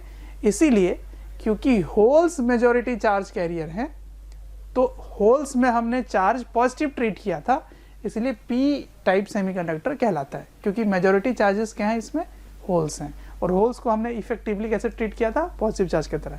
लेकिन एक बात मैं यहाँ पे क्लियर कर दूँ, जब भी आप इसको ट्राई या पेंटा किसी के साथ भी फ्यूज करते हैं, क्रिस्टल ओवरऑल न्यूट्रल ही रहेगा, इसमें कोई पॉजिटिव चार्ज डेवलप नहीं हो रहा। हाँ, ये बात बिल्कुल ट्रू है कि जब ये इलेक्ट्रॉन यहाँ पे पहुँच जाता है इस जगह पे, तो एल्यूमिनियम में ओवरऑल एक नेगेटिव चार्ज जरूर आ जाएगा, ठीक है। लेकिन क्रिस्टल ओवरऑल न्यूट्रल रहेगा, क्योंकि होल्स भी इसमें है, तो एक पॉजिटिव चार्ज एक नेगेटिव चार्ज, ओवरऑल न्यूट्रल हो गया, एक एक्सप्लेनेशन। दूसरा एक्सप्लेनेशन, सिलिकॉन पहले न्यूट्रल था और एल्यूमिनियम भी आप न्यूट्रल ही डाले थे, तो ओवरऑल ये न्यूट्रल ही रहेगा, बस चार्जेस का रीडिस्ट्रीब्यूशन हो रहा है इधर उधर, सही है। तो ओवरऑल क्रिस्टल न्यूट्रल रहता है, और एल्यूमिनियम जो इलेक्ट्रॉन एक्सेप्ट कर रहा है यहाँ से, वही इस पर एक नेगेटिव चार्ज आ गया, ठीक है। तो क्या क्या पॉइंट आ रहा है, नंबर ऑफ होल्स की संख्या कहीं ज़्यादा है इलेक्ट्रॉन्स के साथ के सामने, तो इसीलिए majority charge carriers are holes, correct. तो minority charge carriers will be electrons, ठीक है। अच्छा, ऐसा नहीं है कि जब आप ट्राइवेलेंट के साथ डोप करेंगे तो होल्स की काउंटिंग तो बढ़ेगी, नो डाउट, बट ऐसा नहीं है कि इलेक्ट्रॉन्स की जो पहले काउंटिंग थी उसमें कोई फर्क नहीं पड़ेगा, उसमें भी पड़ेगा, इनफैक्ट वो और कम हो जाएगा, सेम नहीं रहेगा, कम हो जाएगा। क्यों ऐसा होता है, क्योंकि जैसे ही आप होल्स की काउंटिंग बढ़ा देते हैं तो इलेक्ट्रॉन्स और होल्स का रिकॉम्बिनेशन चालू हो जाता है, ठीक है। तो इसीलिए जो फ्री इलेक्ट्रॉन्स पहले थे वो कम होने शुरू हो जाएंगे, ठीक है। तो ये मास एक्शन लॉ से इसको प्रूव किया जाता है। तो मास एक्शन लॉ क्या कहता है, product of electrons and holes is equals to intrinsic charge carrier का स्क्वायर, ठीक है। इसका एग्जांपल मैं लिख के दिखाता हूँ। मान लीजिए पहले 10⁻15 इंट्रिंसिक चार्ज कैरियर्स थे और आपने 10⁻20 इसमें एल्यूमिनियम डाला, तो Ne इंटू 10⁻20 इक्वल्स टू 10⁻15 का स्क्वायर, ठीक है। मैं क्या कह रहा हूँ, पहले 10⁻15 इंट्रिंसिक चार्ज कैरियर्स थे और अब अपने एल्यूमिनियम कितना डाला, 10⁻20 डाला, तो होल्स की काउंटिंग तो 10⁻20 हो गए, पर इलेक्ट्रॉन्स की कितने होगी देख लो, 15 2 जा 30, 30 में से उधर माइनस हो जाएगा, तो Ne हो गया 10⁻10, इतने देख रहे हो, कम हो गए। जबकि पहले 15 दोनों थे, इंट्रिंसिक में दोनों 15 थे, पर आपने जैसे ही एल्यूमिनियम इसमें डाला तो होल्स की काउंटिंग तो बढ़ गई पर इलेक्ट्रॉन्स की भी कम हो गई, सेम नहीं रहता। अब ये एनर्जी बैंड डायग्राम भी बहुत इंपॉर्टेंट है। क्या हो गया, कैसे इसमें बढ़िया हुआ, पहले वैलेंस बैंड से इलेक्ट्रॉन को कंडक्शन बैंड में जाने के लिए लगभग 1.1 इलेक्ट्रॉन वोल्ट चाहिए होता था। अब इसने क्या किया, एक एक्सेप्टर एनर्जी लेवल आ गया जिसकी एनर्जी काफ़ी कम है, तो ये एनर्जी गैप लगभग 0.03 इलेक्ट्रॉन वोल्ट के ऑर्डर का होता है, और ये एनर्जी तो रूम टेम्परेचर में सभी के पास होते हैं, तो आराम से यहाँ से इलेक्ट्रॉन जंप करके पहुँच जाएगा कहाँ पर, एक्सेप्टर के पास। तो ये एक्सेप्ट कर लेता है सारे इलेक्ट्रॉन्स, तो इसने होल्स यहाँ पे छोड़ दिया, पर इसके होल्स के क्रिएशन के कारण कंडक्शन बैंड में कोई इलेक्ट्रॉन नहीं बनता, इसीलिए होल्स की काउंटिंग कहीं ज़्यादा होगी इलेक्ट्रॉन्स के काउंटिंग के सामने। तो holes is much greater than electrons, ठीक है। तो ये थी कहानी पी टाइप की। अब एन टाइप पे आते हैं। एन टाइप में क्या होगा कि कोई भी पेंटावेलेंट के साथ अगर इसको फ्यूज कर दोगे तो वो एन टाइप बनाएगा। देखते हैं क्या होता है उसमें। देखो, पेंटावेलेंट में 5 इलेक्ट्रॉन्स होंगे, उस 5 ने 4 के साथ तो बॉन्ड बना लिया शेयरिंग करके। अब इसके पास एक एक्स्ट्रा इलेक्ट्रॉन है, दिस इज एक्स्ट्रा, है ना, ये एक्स्ट्रा है, ठीक। अब ये इलेक्ट्रॉन लूजली बॉन्डेड होता है क्योंकि 4 के साथ ये बॉन्ड बना चुके हैं, अपनी पेयरिंग वो कर चुके। अब ये बेचारा अकेला है, अकेला है तो कोई उसको लगाता है नहीं है देश दुनिया से, उसको मन नहीं कर रहा है यहाँ पे, क्या करें जी के, सभी ने अपनी जोड़ी बना ली, मेरे कोई जोड़ी नहीं है। तो ये क्या करता है, यहाँ से थोड़ी सी भी एनर्जी अगर मिल जाए तो बस वो निकल जाता है वहाँ से, ठीक है। तो घर छोड़ के बाहर चला जाता है और ये क्रिस्टल में आ जाता है, ठीक है। तो जब ये यहाँ से यहाँ निकला तो इसके जाने से किसी को कोई गम नहीं होगा, किसी को कोई दुख नहीं होगा, क्यों, क्योंकि सभी ने बॉन्ड बना रखा है। तो इसके जाने से कोई होल्स का फॉर्मेशन नहीं होगा। पहले होल्स का फॉर्मेशन क्यों हो रहा था, क्योंकि वो वैलेंस बैंड के इलेक्ट्रॉन्स टूट के बाहर आ रहे थे, इसने तो किसी के साथ बॉन्ड ही नहीं बनाया था। तो जब वो चला जाता है तो होल्स नहीं बनता, तो ये इलेक्ट्रॉन्स जो है वो फ्री हो गए, अब ये कंडक्शन बैंड में अवेलेबल हैं कंडक्ट करने के लिए। इसका मतलब जितने पेंटावैलेंट एटम आप इसमें डालोगे उतने ही फ्री इलेक्ट्रॉन्स अवेलेबल होंगे, पर उनके कारण कोई होल्स नए फॉर्म नहीं होने वाले। तो इसकी एनर्जी बैंड डायग्राम देखो, ये डोनर एनर्जी लेवल है। अब ये कंडक्शन बैंड में इलेक्ट्रॉन्स अवेलेबल करा देता है, तो इसके अवेलेबल कराने से यहाँ पे कोई होल्स का फॉर्मेशन नहीं होगा वैलेंस बैंड में, ठीक है। ये तभी होगा जब यहाँ से इलेक्ट्रॉन जंप करके यहाँ पहुँचेंगे, और वो तब होगा जब एनर्जी गैप 1.1 इलेक्ट्रॉन वोल्ट की मिलेगी, करेक्ट। यहाँ से यहाँ की एनर्जी गैप वही 0.03 इलेक्ट्रॉन वोल्ट के ऑर्डर का है, तो आराम से इलेक्ट्रॉन डोनर एनर्जी लेवल से कंडक्शन बैंड में पहुँच जाते हैं, ठीक है। तो ये पी टाइप का एनर्जी बैंड डायग्राम है, this is energy band diagram of N type, sorry. अब इसका नाम एन टाइप क्यों है, क्योंकि मेजॉरिटी में कौन है, इलेक्ट्रॉन्स, और इलेक्ट्रॉन में चार्ज क्या होता है, नेगेटिव चार्ज, ठीक है। तो this electron is majority charge carrier, ठीक। तो मेजॉरिटी चार्ज कैरियर कौन है, इलेक्ट्रॉन्स। अब बताओ मोबिलिटी किसकी ज़्यादा होगी, इलेक्ट्रॉन्स की कि होल्स की, इलेक्ट्रॉन्स की। तो इन दोनों में बढ़िया सेमीकंडक्टर कौन होगा, एन टाइप, इसलिए एन टाइप के मैक्सिमम एप्लीकेशन होंगे, ठीक है। तो ये है types of semiconductor. Junction diode, junction diode क्या होता है, देखो डायोड मतलब दो टाइप के सेमीकंडक्टर को फ्यूज़ किया जाएगा और एक जंक्शन वहाँ पे क्रिएट हो जाएगी, ठीक है। तो उसको जंक्शन डायोड बोलेंगे। क्या कर रहे हैं, एक प्योर सेमी कंडक्टर है, इधर से पी टाइप को फ्यूज़, इधर से फॉस्फोरस यानी कि पेंटावैलेंट एटम को फ्यूज़ किया जा रहा है, इधर से ट्राइवैलेंट एटम को फ्यूज़ किया जा रहा है, ठीक है। फ्यूज़ करने के बाद क्या क्या होता है वो मैं बताता हूँ आपको। एन टाइप के जो सेमी कंडक्टर है उसमें मेजॉरिटी में कौन से इलेक्ट्रॉन, तो यहाँ पे मैंने मेजॉरिटी में इलेक्ट्रॉन दिखा दिए इसमें, ठीक है, मेजॉरिटी में इलेक्ट्रॉन्स है। और ये जो पॉजिटिव चार्ज है ये क्या है, पॉजिटिव चार्ज जो फॉस्फोरस ने इलेक्ट्रॉन लूज़ किया था वो फॉस्फोरस एटम है, क्योंकि इलेक्ट्रॉन उसने लूज़ किया इसलिए वो पॉजिटिव चार्ज आ गया यहाँ पे, ठीक है। तो ये एटम क्या है, ये है फॉस्फोरस के एटम्स। इधर आपने एल्यूमिनियम फ्यूज़ किया था तो एल्यूमिनियम ने इलेक्ट्रॉन एक्सेप्ट किया था, वही नेगेटिव चार्ज है, मतलब ये एल्यूमिनियम वाले एटम्स हैं, ठीक है, ये सब एल्यूमिनियम एटम्स हैं। और इनमें मेजॉरिटी में कौन से हैं, होल्स, तो होल्स मैंने बना दिया यहाँ पे, ऐसे होल्स बन गया, ठीक है। और इलेक्ट्रॉन्स भी हैं, करेक्ट। तो ये क्या है, होल्स, और ये इलेक्ट्रॉन्स, ये मैंने यहाँ पे की बना दिया है ताकि आपको समझने में दिक्कत ना आए। अब कुछ सीक्वेंस ऑफ प्रोसेस शुरू होते हैं, ठीक है ना, सीक्वेंस में होता है। सबसे पहले क्या होता है, डिफ्यूजन शुरू हो जाता है, ठीक है। डिफ्यूजन किस चीज़, डिफ्यूजन क्या होता है, कंसंट्रेशन के डिफरेंस के कारण जो चार्जेस हैं उनका मूवमेंट शुरू हो जाता है। पी टाइप में मेजॉरिटी में कौन है, होल्स, एन टाइप में मेजॉरिटी में कौन से हैं, इलेक्ट्रॉन्स, ठीक है। तो इधर से यानी कि पी टाइप से एन टाइप की तरफ होल्स का मूवमेंट शुरू हो जाता है, ठीक। तो होल्स इधर मूव करने लग जाते हैं, ऐसे ऐसे होल्स मूव करने लग जाते हैं, और इस साइड से इलेक्ट्रॉन मूव करने लग जाते हैं, ऐसे इलेक्ट्रॉन्स मूव करने लग जाते हैं, ठीक है, ऐसे यूँ ऐसे शुरू हो जाता है। तो as a result current is set up, current क्यों, क्योंकि होल्स का मूवमेंट इधर हो रहा है, तो मेजॉरिटी चार्जेस होल्स हैं, तो उसके कारण जिधर होल्स मूव करेंगे उसको हमने पॉजिटिव चार्ज। प्यारे बच्चों, जब मैं कमेंट सेक्शन में जाता हूँ तो कुछ ऐसे लाइन हैं, कुछ ऐसे कमेंट्स हैं जो काफ़ी कॉमन है, और वो ये हैं कि सर एक इस चैप्टर का इस टॉपिक के बारे में वीडियो बना दें, या इस टॉपिक को थोड़ा सा इलेबोरेट करके समझा दें। तो प्यारे बच्चों, मैं आपसे रिक्वेस्ट करना चाहता हूँ कि सबसे पहले तो हमारे चैनल को सब्सक्राइब करें और बेल आइकन को हिट करें। इससे क्या होगा कि कोई भी नोटिफिकेशन आप मिस नहीं करेंगे। मैं ये इसलिए कह रहा हूँ क्योंकि जिस टॉपिक के बारे में आप पूछ रहे होते हैं या आप रिक्वेस्ट कर रहे होते हैं वो हमारे चैनल्स में ऑलरेडी वीडियोज़ हैं। आप अगर चैनल विज़िट करेंगे तो प्लेलिस्ट भी बने हुए हैं और प्लेलिस्ट से आप अपने जो डिमांड है, जो आपके पर्टिकुलर टॉपिक्स हैं, उनको आप विजिट करके पढ़ सकते हैं। ट्रीट किया था तो जिधर होल्स का मूवमेंट उधर ही करंट, और इलेक्ट्रॉन्स के मूवमेंट के ऑपोजिट डायरेक्शन में करंट। तो दोनों के कारण जो करंट सेटअप हुआ उसे एक स्पेशल नाम देते हैं जिसको बोलते हैं डिफ्यूजन करंट। ठीक है, आई डिफ्यूजन। शुरू हो गया। अब क्या होगा?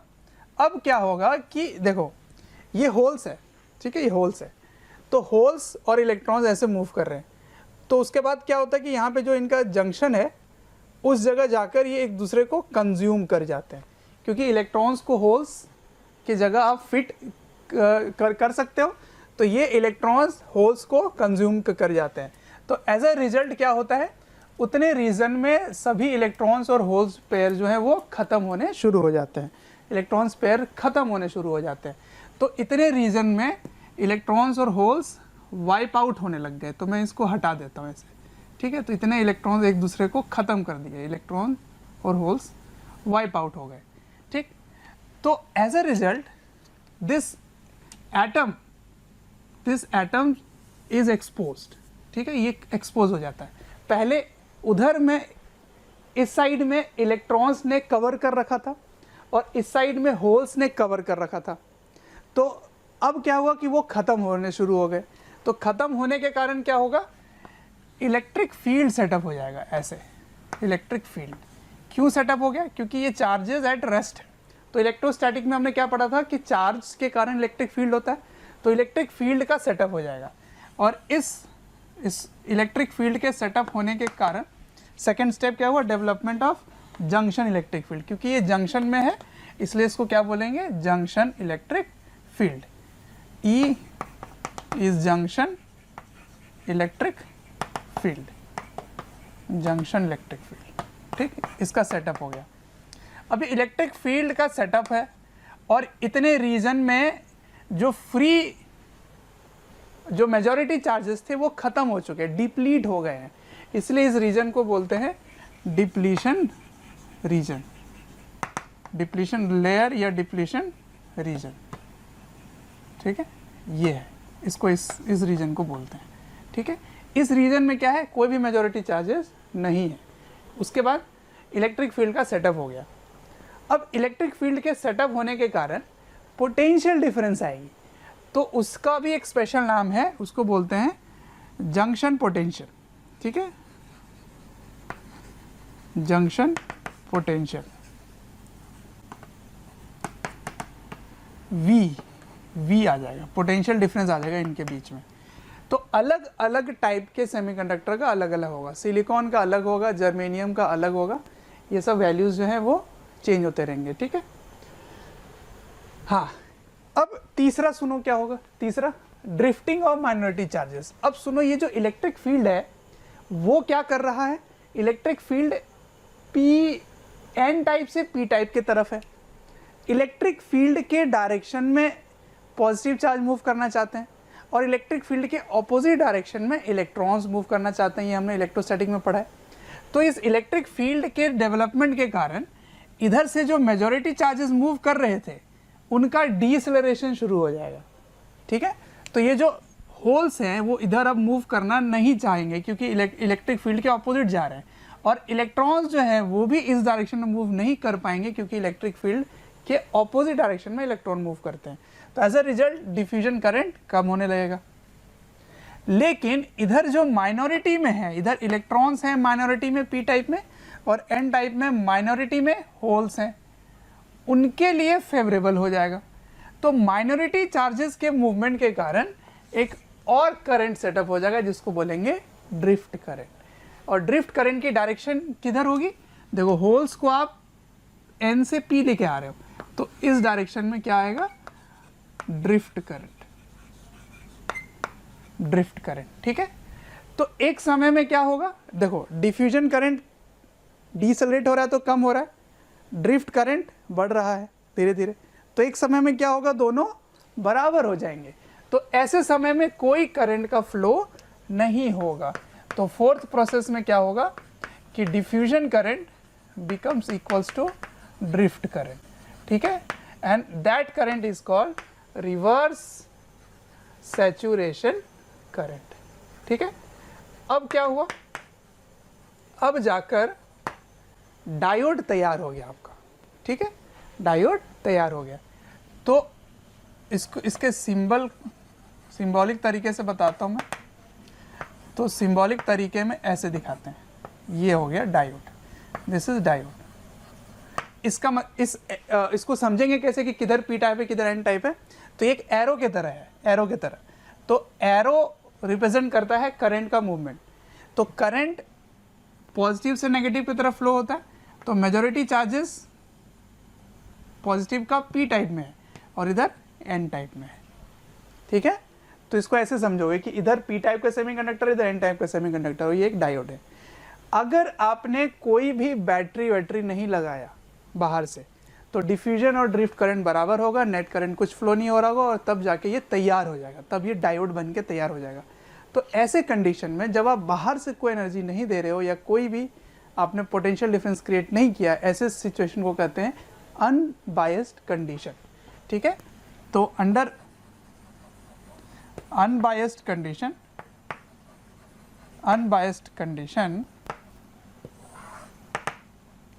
No current flows through diode. अब ऐसा क्यों होता है, इसका जवाब मैं आपको बताता हूँ। पोटेंशियल समझ लो, ठीक है ना, पोटेंशियल इन डायोड, इससे समझाता हूँ मैं आपको, ठीक है। तो पोटेंशियल देखते हैं, डायोड में पोटेंशियल मैंने यहाँ पे बना दिया है डायोड को, इधर पी टाइप इधर एन टाइप। यहाँ से क्या दिख रहा है आपको, इधर इलेक्ट्रिक फील्ड होता है, ठीक है, ये इलेक्ट्रिक फील्ड होता है। इस इलेक्ट्रिक फील्ड की जो डायरेक्शन है वो ऐसी है, ठीक। अब बताओ इलेक्ट्रोस्टैटिक के कंडीशन में, इलेक्ट्रोस्टैटिक में आपने पढ़ा होगा कि इलेक्ट्रिक फील्ड हायर पोटेंशियल से लोअर पोटेंशियल की तरफ डायरेक्टेड होता है, ठीक। तो पोटेंशियल का फॉल ऐसे हो रहा है, पोटेंशियल का फॉल हो रहा है in the direction of electric field. उसके बाद इलेक्ट्रिक फील्ड यहाँ, पोटेंशियल यहाँ और यहाँ पे कांस्टेंट है। मैंने पोटेंशियल वर्सेस डिस्टेंस ग्राफ बनाया, तो इसके अंदर यहाँ पोटेंशियल कांस्टेंट है, यहाँ कांस्टेंट है, बस इस दर ही पोटेंशियल का डिफरेंस है, ठीक है, जिसको क्या बोलते हैं, जंक्शन पोटेंशियल या पोटेंशियल बैरियर बोलते हैं। क्या बोलते हैं, पोटेंशियल बैरियर, ठीक है। मैं वैल्यू बता देता हूँ। For silicon it is 0.7 and for germanium it is 0.3 volt. अगर आपको डिप्लीशन लेयर दे दिया जाए तो इन दोनों के बीच में रिलेशन क्या आएगा वो भी लिख लो। E is equals to V/D, ये आएगा, और D क्या होगा, डिप्लीशन लेयर इज D, ठीक है। बिल्कुल इलेक्ट्रोस्टैटिक का फॉर्मूला आ रहा है। तो अगर डिप्लीशन रीजन बता दिया जाए और पोटेंशियल बैरियर बता दिया जाए तो आप इलेक्ट्रिक फील्ड पता कर लेंगे कि कितना होगा, ठीक है। तो ये बहुत ही छोटे लेयर में होता है, 10⁻⁸ या -5 के मीटर के ऑर्डर का होता है। तो सोचो इलेक्ट्रिक फील्ड कितना स्ट्रॉन्ग प्रोड्यूस हो रहा है, क्योंकि अगर मैं -5 मीटर भी लूँ तो ये चल जाएगा ऊपर, तो 0.3 × 10⁵ वोल्ट पर मीटर आ जाएगा, which is very strong electric field. इसीलिए ये एक बैरियर की तरह बिहेव करेगा, मेजॉरिटी को मूव करने नहीं देगा। अब इस चीज़ को देखते हैं, पी टाइप में मेजॉरिटी में कौन है, होल्स हैं, होल्स मेजॉरिटी में है, और एन टाइप में मेजॉरिटी में कौन से हैं, इलेक्ट्रॉन्स हैं। क्या है, इलेक्ट्रॉन्स। तो देखो electrons is at higher potential and holes is at lower potential, दोनों के लिए अनफेवरेबल कंडीशन है, इसीलिए कोई मूवमेंट नहीं होता मेजॉरिटी चार्जेस का। अब अगर इसको कनेक्ट किया जाए बाहर से, अगर मुझे मूवमेंट करवाना है, अगर मुझे मूवमेंट करवाना है तो मुझे P का पोटेंशियल बढ़ाना पड़ेगा और N का पोटेंशियल कम करना पड़ेगा। तो वो कैसे करेंगे, तो बैटरी से कनेक्ट करके। तो मैं एक सेल से कनेक्ट कर दिया इसको ऐसे, ठीक है। तो ये पॉजिटिव है, ये नेगेटिव है, तो ये हायर पोटेंशियल पे है और ये लोअर पोटेंशियल पे है। तो क्या होगा, पहले मैं वेरिएबल पोटेंशियल लगाता हूँ, ठीक है। तो धीरे धीरे इसकी पोटेंशियल मैं बढ़ा रहा हूँ, ठीक है। तो एक समय में दोनों का पोटेंशियल क्या हो जाएगा, सेम हो जाएगा। तो ऐसे पोटेंशियल को बोलेंगे, ऐसे पोटेंशियल को क्या बोलेंगे, नी वोल्टेज, नी वोल्टेज बोलेंगे, ठीक है। तो what is knee voltage, it is a voltage या potential difference at which the potential of P and N are same, ठीक है ना, उसको बोलेंगे नी वोल्टेज।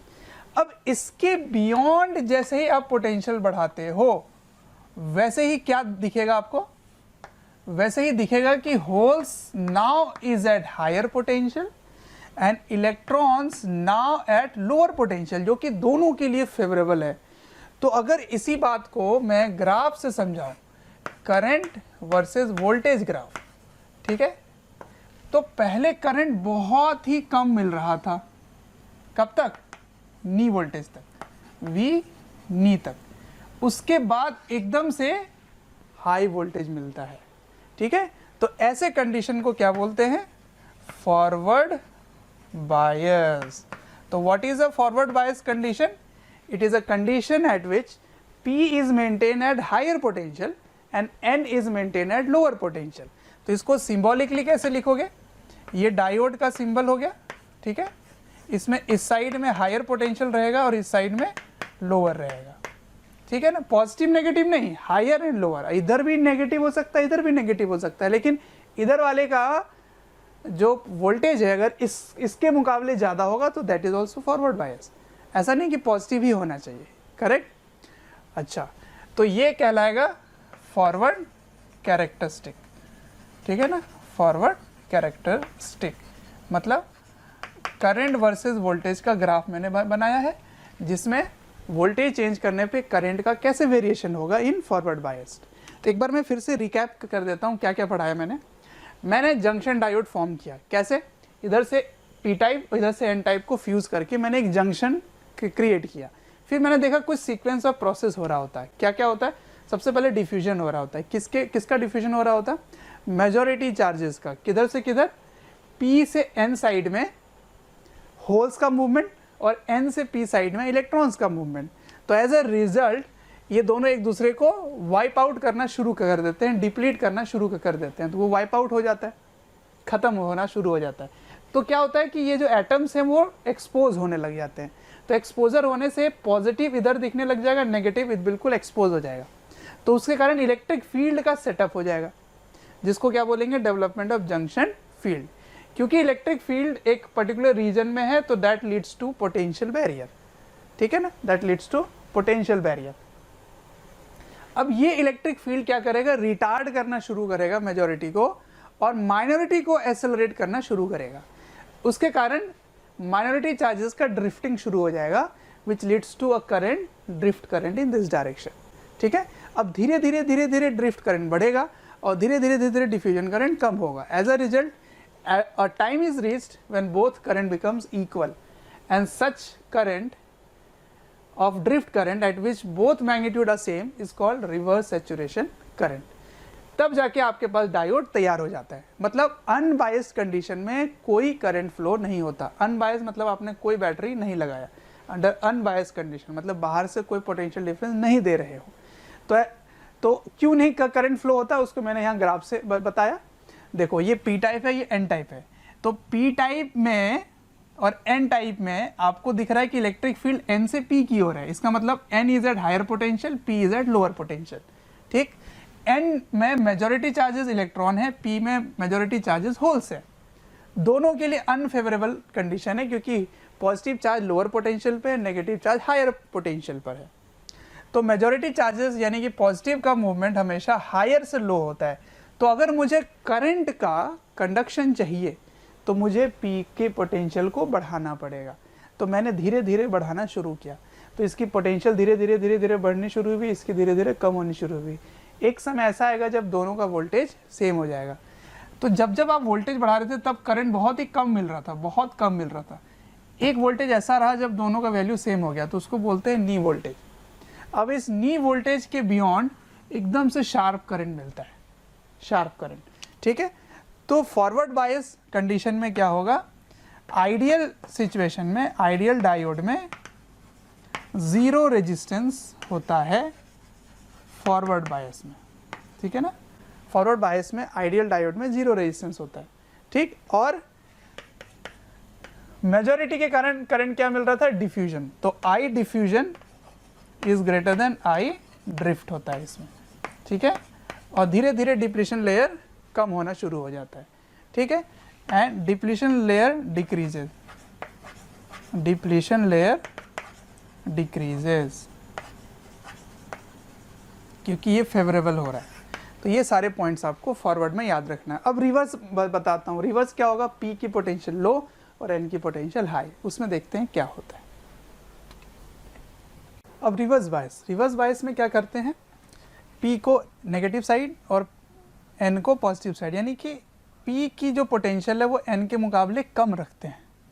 तो एक तो पहले ही होल्स के लिए अनफेवरेबल कंडीशन क्रिएट, पहले से अनफेवरेबल था और अनफेवरेबल आपने कर दिया।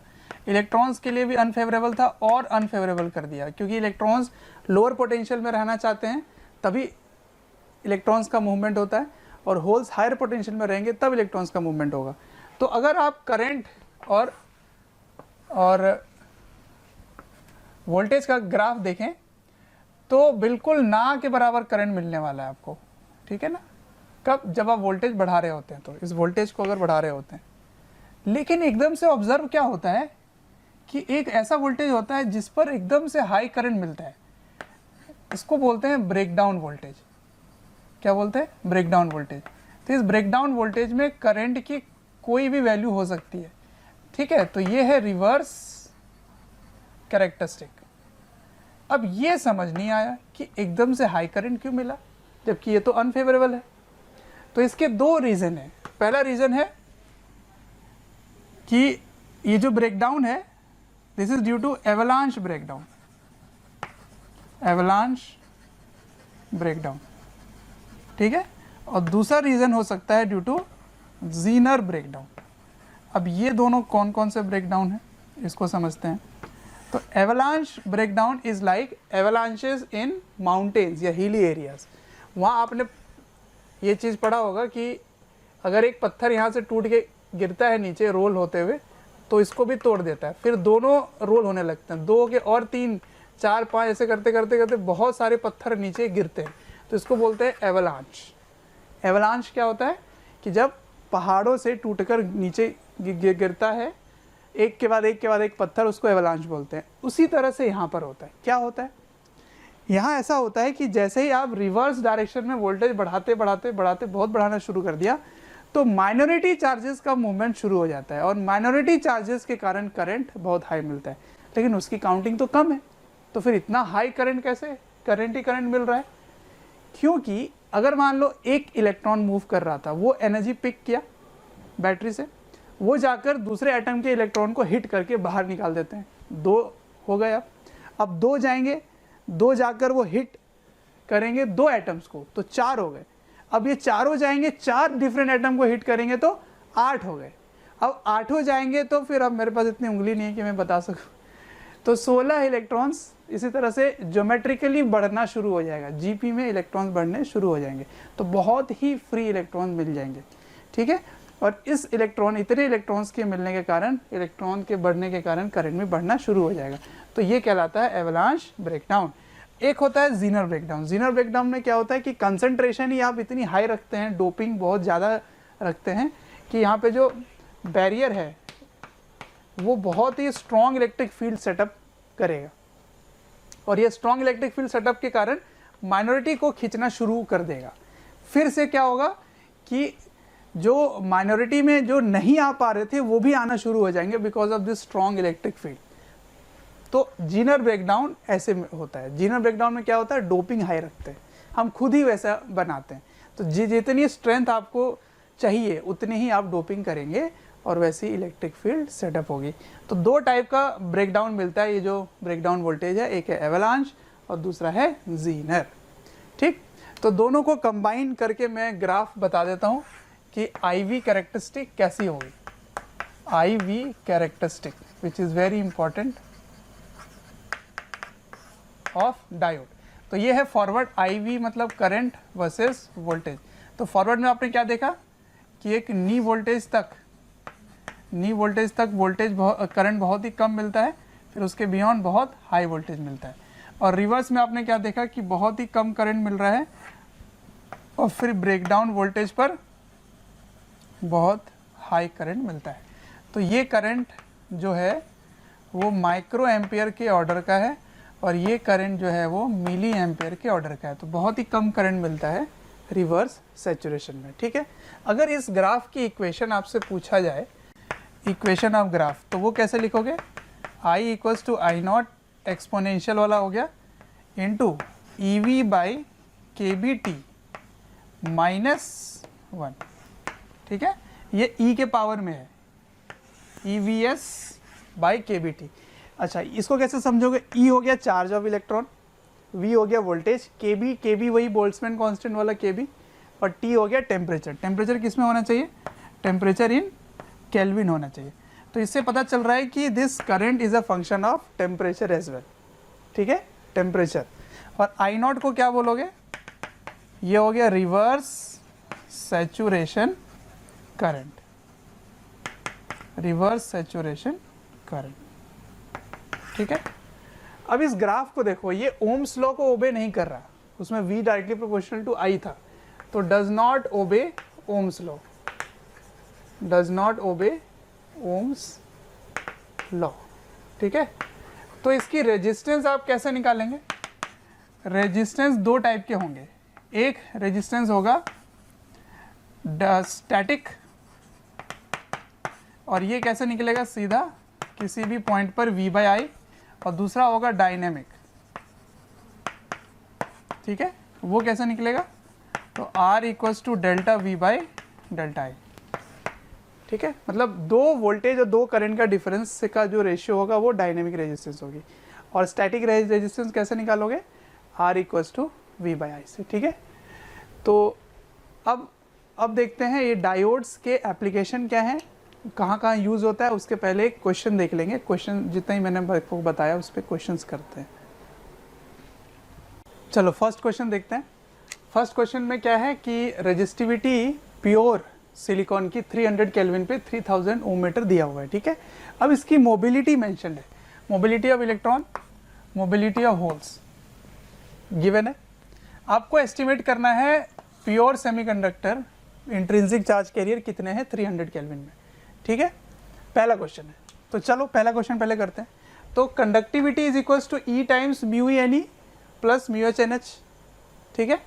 क्योंकि इंट्रिंसिक चार्ज कैरियर की बात हो रही है तो Ni is equals to Ne is equals to NH, ये सारे इक्वल होंगे, तो मैंने यहाँ पे सेम रख दिया, Ni यहाँ से कॉमन ले लिया, करेक्ट। अब इनकी वैल्यूज रख दो, सभी को वैल्यू रखोगे तो ये आ जाएगा Ni, simple question. Second question देखते हैं। सेकंड क्वेश्चन में है कि अगर 10⁻22 फास्फोरस एटम को अब ऐड कर दो, अब now find the new resistivity. तो प्योर सेमीकंडक्टर की इंट्रिंसिक चार्ज कैरियर आ गए 10⁻16 के ऑर्डर का। तो पहले तो मैं नंबर ऑफ होल्स निकाल लेता हूँ, क्योंकि जितने भी फास्फोरस हैं वो क्या देंगे, वो देंगे नंबर ऑफ इलेक्ट्रॉन्स। तो नंबर ऑफ इलेक्ट्रॉन्स पता है, तो ये फॉर्मूले से मैंने NH निकाला, क्योंकि Ni का नंबर पता है, तो इसका स्क्वायर बाई Ne मैं लगभग निकाल लेता हूँ, लगभग। तो लगभग निकालने से क्या मिलेगा, 10⁻10। तो 10⁻10 है होल्स, 10⁻22 है इलेक्ट्रॉन्स, तो सोचो कितने ज़्यादा हैं। तो जब आप इस फॉर्मूले को फिर से लिखोगे तो ये NH की वैल्यू Ne के सामने लगभग 0 है, तो इसको आप नेगलेक्ट कर सकते हो। तो अब क्या बन गया, 1/ρ equals to E Ne μe। तो Ne क्या लोगे, 10⁻22, और μe गिवन है क्वेश्चन में। तो सॉल्व करने पे आपका आंसर क्या आ जाएगा, ये आ जाएगा। इस क्वेश्चन से क्या समझ में आया कि जब प्योर था तो 3000 ओम मीटर था, जब आपने डोपिंग कर दिया तो देखो माइनस के ऑर्डर का पहुंच गया, यानी कि रेजिस्टेंस कम हो गई, तो अच्छा कंडक्शन शुरू हो जाएगा, है ना। तो इससे ये प्रूफ भी होता है कि डोपिंग करने से कंडक्टिविटी बढ़ती है, ठीक है। अगले क्वेश्चन की तरफ बढ़ते हैं। नेक्स्ट क्वेश्चन देखो, ये एक एक्सपेरिमेंटल डाटा दिया हुआ है जिसमें डायनेमिक रेजिस्टेंस फाइंड करना है आपको। ठीक, क्या गिवन है कि जब वोल्टेज 20 वोल्ट तब करंट 60 मिली एम्पियर है, जब वोल्टेज 20.4 है तब करंट 80 मिली एम्पियर है, फिर जब 0 है तो 0 होगा, और जब -2 है तो -2 माइक्रो एम्पियर है। तो दो अलग अलग रिजल्ट है। तो पहला रिजल्ट का फाइंड करो। तो क्या करना होता है, वोल्टेज में डिफरेंस बाय करंट में डिफरेंस इज द रेजिस्टेंस।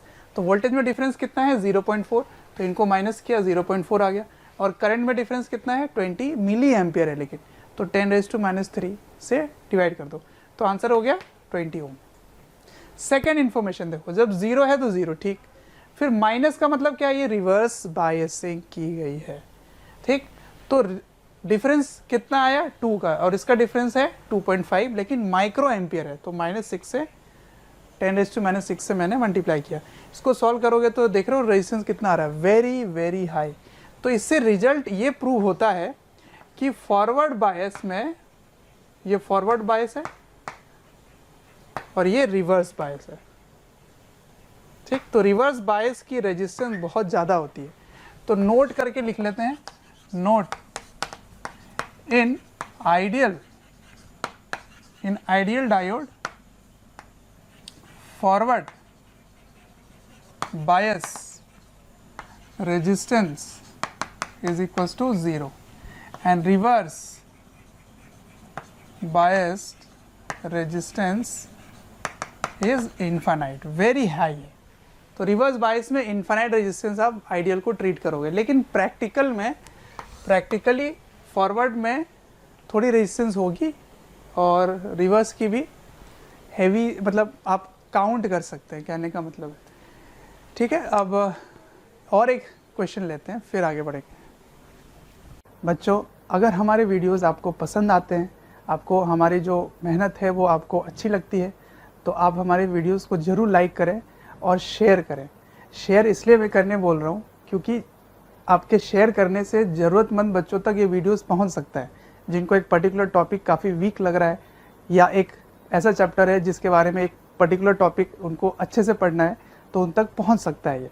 अंत में मैं आपसे यही कहना चाहूँगा कि आपके स्नेह, अफेक्शन, प्यार देखकर हमारी पूरी मोशन की टीम काफ़ी मोटिवेटेड है आपको क्वालिटी कंटेंट देने के लिए। अब एक सर्किट प्रॉब्लम लेते हैं। यहाँ सिलिकॉन और जर्मेनियम दो डायोड्स लगे हुए हैं, ठीक है, और एक रेजिस्टेंस है, यहाँ पे ग्राउंडिंग की गई है। क्वेश्चन है कि यहाँ का वोल्टेज और करंट बताओ अगर सप्लाई वोल्टेज बाहर में 12 वोल्ट है। ठीक है, given knee voltage of silicon is 0.7 and germanium is 0.3 volt knee voltage. तो सबसे पहले आपको ये चेक करना होता है कि क्या सप्लाई वोल्टेज इन दोनों के नी वोल्टेज से ज़्यादा है या नहीं, अदरवाइज उसमें करंट फ्लो नहीं होगा। आइडियली अगर इसमें आइडियल गिवन है तो फॉरवर्ड करंट बहुत ही कम वैल्यूज़ मिलने वाला है ना, क्योंकि आपको वो पोटेंशियल बैरियर याद होगा, पोटेंशियल बैरियर की कहानी है। तो क्योंकि 12 वोल्ट इनका टोटल से ज़्यादा है, यस, देयरफॉर करंट फ्लोज। तो as 12 volt is greater than the knee voltage V knee of silicon plus germanium, तो यस करंट फ्लोज। तो नेट पोटेंशियल डिफरेंस कितना हुआ, 12 वोल्ट का है। अब इससे जब क्रॉस करोगे तो थोड़ा सा वोल्टेज तो आपको नी वोल्टेज ओवरकम करने में ही चला जाएगा। तो नी वोल्टेज यहाँ ओवरकम हुआ, फिर यहाँ ओवरकम हुआ, तो ओवरकम करने में आपको यहाँ भी खर्च करना पड़ा, यहाँ भी खर्च करना पड़ा। तो एक्चुअल में ड्रॉप कितना आया, तो 12 में से इनका दोनों का जो नी वोल्टेज है उतना ड्रॉप आएगा। तो 0.7 और 0.3 वोल्ट। ठीक है, तो आंसर इज 11 वोल्ट। ये नेट पोटेंशियल डिफरेंस आया। तो what is the value of V0, तो V0 is equals to 11 volt. ठीक, अब करंट कैसे निकलेगा, potential difference divided by resistance. तो पोटेंशियल डिफरेंस क्या आएगा 11 और रेजिस्टेंस कितना है 5.5 ओम, तो ये इसका डबल है, तो 2 ampere is the current through diode. ठीक है ना। अब अगर मैं सेकेंड क्वेश्चन इसमें पूछता, ये A है B, कि if germanium is reversed in polarity, polarity उसकी रिवर्स कर दी जाती है, तो मतलब जर्मेनियम कुछ ऐसा अरेंज हो जाता है, ठीक है, ऐसे। तब बताओ कि अगर यहाँ 12 वोल्ट का सप्लाई कर दें तब दोनों करंट और वोल्टेज की क्या वैल्यू होगी, ठीक है। ये वही है रेजिस्टेंस 5.5, ये है जर्मेनियम, ये है सिलिकॉन। तब बताओ V0 की क्या होगी और I0 क्या होगा, यही क्वेश्चन है, ठीक है। सोचो, तो यहाँ क्या पता चल रहा है कि ये फॉरवर्ड बायस में है। फॉरवर्ड बायस कैसे समझ में आया, ये मैंने बताया नहीं आपको। इधर हायर वोल्टेज है ना +12 है और इधर कम वोल्टेज है 0, ठीक। तो ये फॉरवर्ड बायस, दोनों ही फॉरवर्ड बायस थे। इसमें देखो ये फॉरवर्ड है, ठीक है, लेकिन ये रिवर्स है। तो V0 की क्या वैल्यू होगी, क्या 12 में से इसकी 0.7 जो है वो माइनस कर दोगे, वही इसका पोटेंशियल डिफरेंस होगा क्या? Answer is no. अगर करंट फ्लो नहीं करने दे रहा है क्योंकि ये रिवर्स बायस हो गया, दिस इज रिवर्स, तो रिवर्स बायस होने के कारण करंट फ्लो बिल्कुल नहीं होगी। और अगर करंट फ्लो नहीं होगी तो यहाँ का पोटेंशियल डिफरेंस 0 हो जाएगा क्योंकि करंट ही नहीं फ्लो हो रहा है। तो because I is 0 therefore V0 is same as this potential, और यहाँ का पोटेंशियल क्या है 0। तो what is the value of V0? तो V0 इज इक्वल टू 0। ऐसा नहीं कि कुछ ड्रॉप आ गया उसके बाद वैल्यू लिख देंगे। करंट ऐसे थोड़ी डिसाइड होता है कि कुछ दूर गया वहाँ देख रहा अरे मेरे लिए फेवरेबल नहीं है या सर्किट ब्रेक है तो अब मैं वापस जाऊँगा, तब तक पोटेंशियल डिफरेंस आ गया, ऐसा नहीं होता। पूरे सर्किट को इंस्पेक्ट किया जाता है, अगर फेवरेबल है तो फ्लो होगी, अदरवाइज फ्लो नहीं होगी। तो करंट की भी वैल्यू क्या हो गई 0। क्यों? क्योंकि ये आइडियल है, और आइडियल डायोड है या नॉन आइडियल भी होता तो बहुत ही ज़्यादा रेजिस्टेंस मिलता है रिवर्स बायस कंडीशन में, ठीक है ना। तो इनफाइनाइट रेजिस्टेंस होगी, इनफाइनाइट रेजिस्टेंस, ठीक। चलो, तो ये क्वेश्चन हो गया।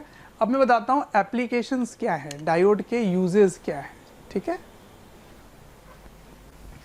तो डायोड के पहले एप्लीकेशन की तरफ बढ़ते हैं। Diode as a rectifier. Rectifier क्या होता है? रेक्टिफायर वो डिवाइस है जो AC को DC में कन्वर्ट करता है। जैसे आपके मोबाइल का चार्जर में जो लगा हुआ है अडेप्टर, वो एक रेक्टिफायर है, अंदर में डायोड्स लगे हुए हैं, ठीक है। आपके लैपटॉप का अडेप्टर जो है वो भी एक रेक्टिफायर की तरह काम करता है, तो AC को DC में कन्वर्ट करता है। कैसे करता है ज़रा मैं बताता हूँ। इसमें देखो, ये एक AC है, AC में यहाँ पे मैंने सिंबल बना रखा है, एक ट्रांसफार्मर है। ये ट्रांसफार्मर से इसमें म्यूचुअल इंडक्टेंस होगा और इसमें यहाँ पे पोटेंशियल डिफरेंस क्रिएट होगी, ठीक। यहाँ एक डायोड है और इस जगह पे अपन आउटपुट ले रहे हैं यहाँ पर, ठीक है। तो यहाँ से बाहर वायर जो निकलता है अपने मोबाइल में लगाते हो, वो इसके अक्रॉस लोड रेजिस्टेंस दिखा रहा है, तो ये आउटपुट है, ठीक। दिस इज आउटपुट, ठीक। अब जरा यहाँ से देखो, दिस इज AC, इनपुट है ये, ठीक। तो जब पॉजिटिव हाफ इससे पास करेगा पॉजिटिव, ठीक है, तब ये डायोड जो है वो फॉरवर्ड बायस हो जाएगा और ये अपने अंदर से करंट पास करने दे देगा, क्योंकि फॉरवर्ड बायस में जो रेजिस्टेंस होती है वो 0 होती है। आइडियल डायोड लिया गया है तो सारा यहाँ पे करंट जाएगा और एक वोल्टेज ड्रॉप मिलेगा। तो उसी रेट से या उसी साइन का आपको पोटेंशियल ड्रॉप मिलेगा। तो यहाँ पर भी ऐसे दिखा सकते हो पोटेंशियल ड्रॉप। अब जब ये नेगेटिव हाफ साइकिल हो गया, मतलब इधर नेगेटिव, यहाँ माइनस और यहाँ प्लस, तब ये रिवर्स बायस हो जाएगा। और जब रिवर्स बायस होगा तब करंट पास होने नहीं देगा, क्योंकि आइडियल डायोड है, इन्फिनिट रेजिस्टेंस होती है। तो उसके बाद यहाँ पे करंट क्या मिलेगा 0, इधर 0 करंट मिलेगा, ठीक है। फिर पॉजिटिव मिलेगा तब यहाँ पर पोटेंशियल ड्रॉप मिलेगा, फिर नेगेटिव में 0 मिलेगा, ठीक है। तो देखो इसमें क्या दिख रहा है आपको कि जो सेकेंड हाफ है उस हाफ में कोई आउटपुट नहीं मिल रहा है, 0 मिल रहा है। तो केवल ये हाफ वेव ही दिख रहा है, इसलिए इसका नाम क्या होता है? हाफ वेव रेक्टिफायर, ठीक है, हाफ वेव रेक्टिफायर, ठीक। अब इस वेव की फ्रीक्वेंसी देखो, frequency is same as input, ठीक है। इनपुट की जो फ्रीक्वेंसी है वो इसकी भी फ्रीक्वेंसी होगी।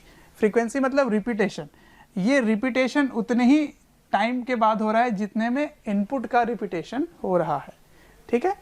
अब सुनो, दूसरा अरेंजमेंट देखो, एक डायोड ऊपर है, एक डायोड नीचे है, और इस बार आउटपुट आप ले रहे हो यहाँ पर, ठीक है, इस जगह पे आउटपुट ले रहे हैं।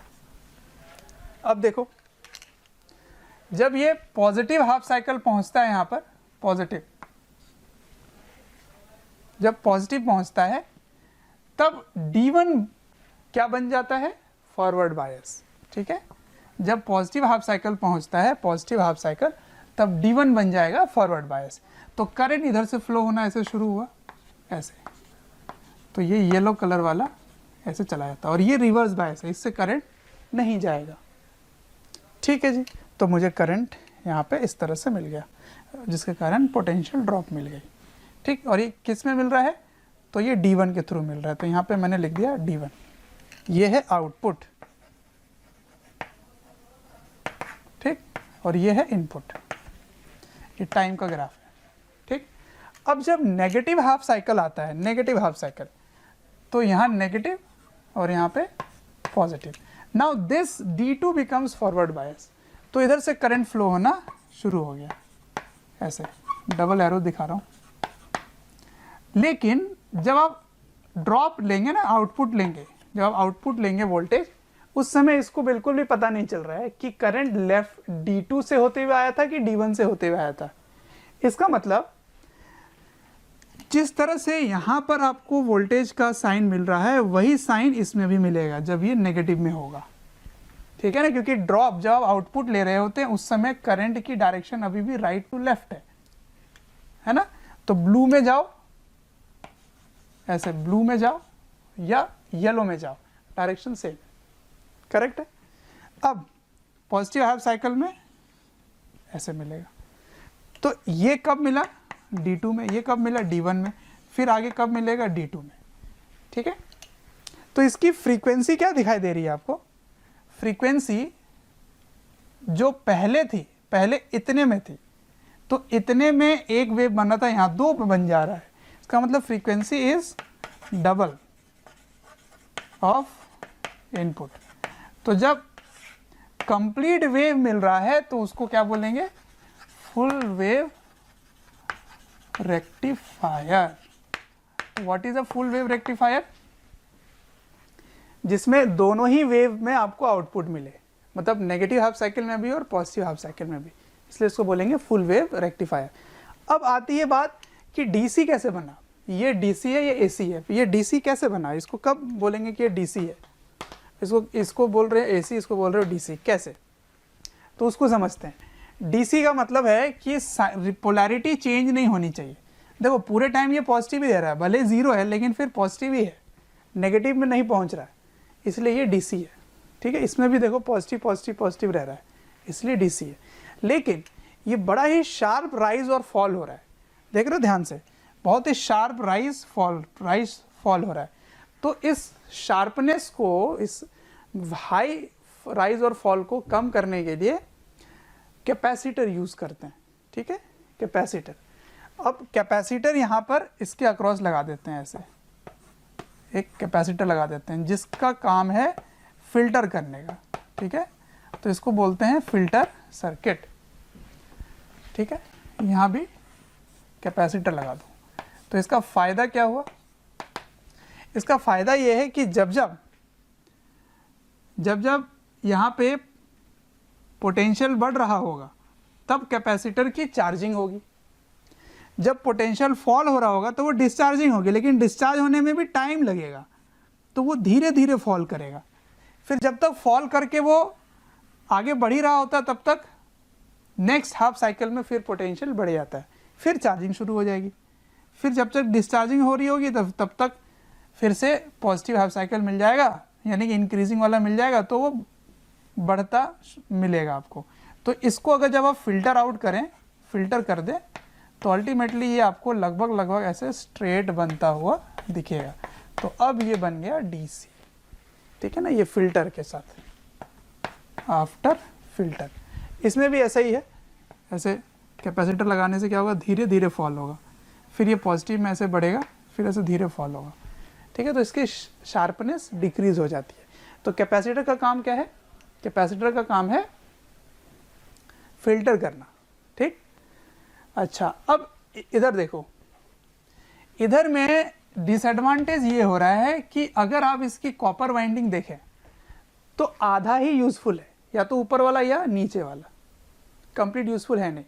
तो मतलब अगर मान लो आप 6 वोल्ट का डायोड बना रहे हैं, 6 वोल्ट का, तो 6 वोल्ट यहाँ भी चाहिए, 6 वोल्ट यहाँ भी चाहिए, यानी कि आपको टोटल 12 वोल्ट का ट्रांसफार्मर लगाना पड़ेगा, यानी कॉपर वाइंडिंग इतनी करनी पड़ेगी कि वो 12 वोल्ट का बने, जो कि काफ़ी कॉस्टली बनता है।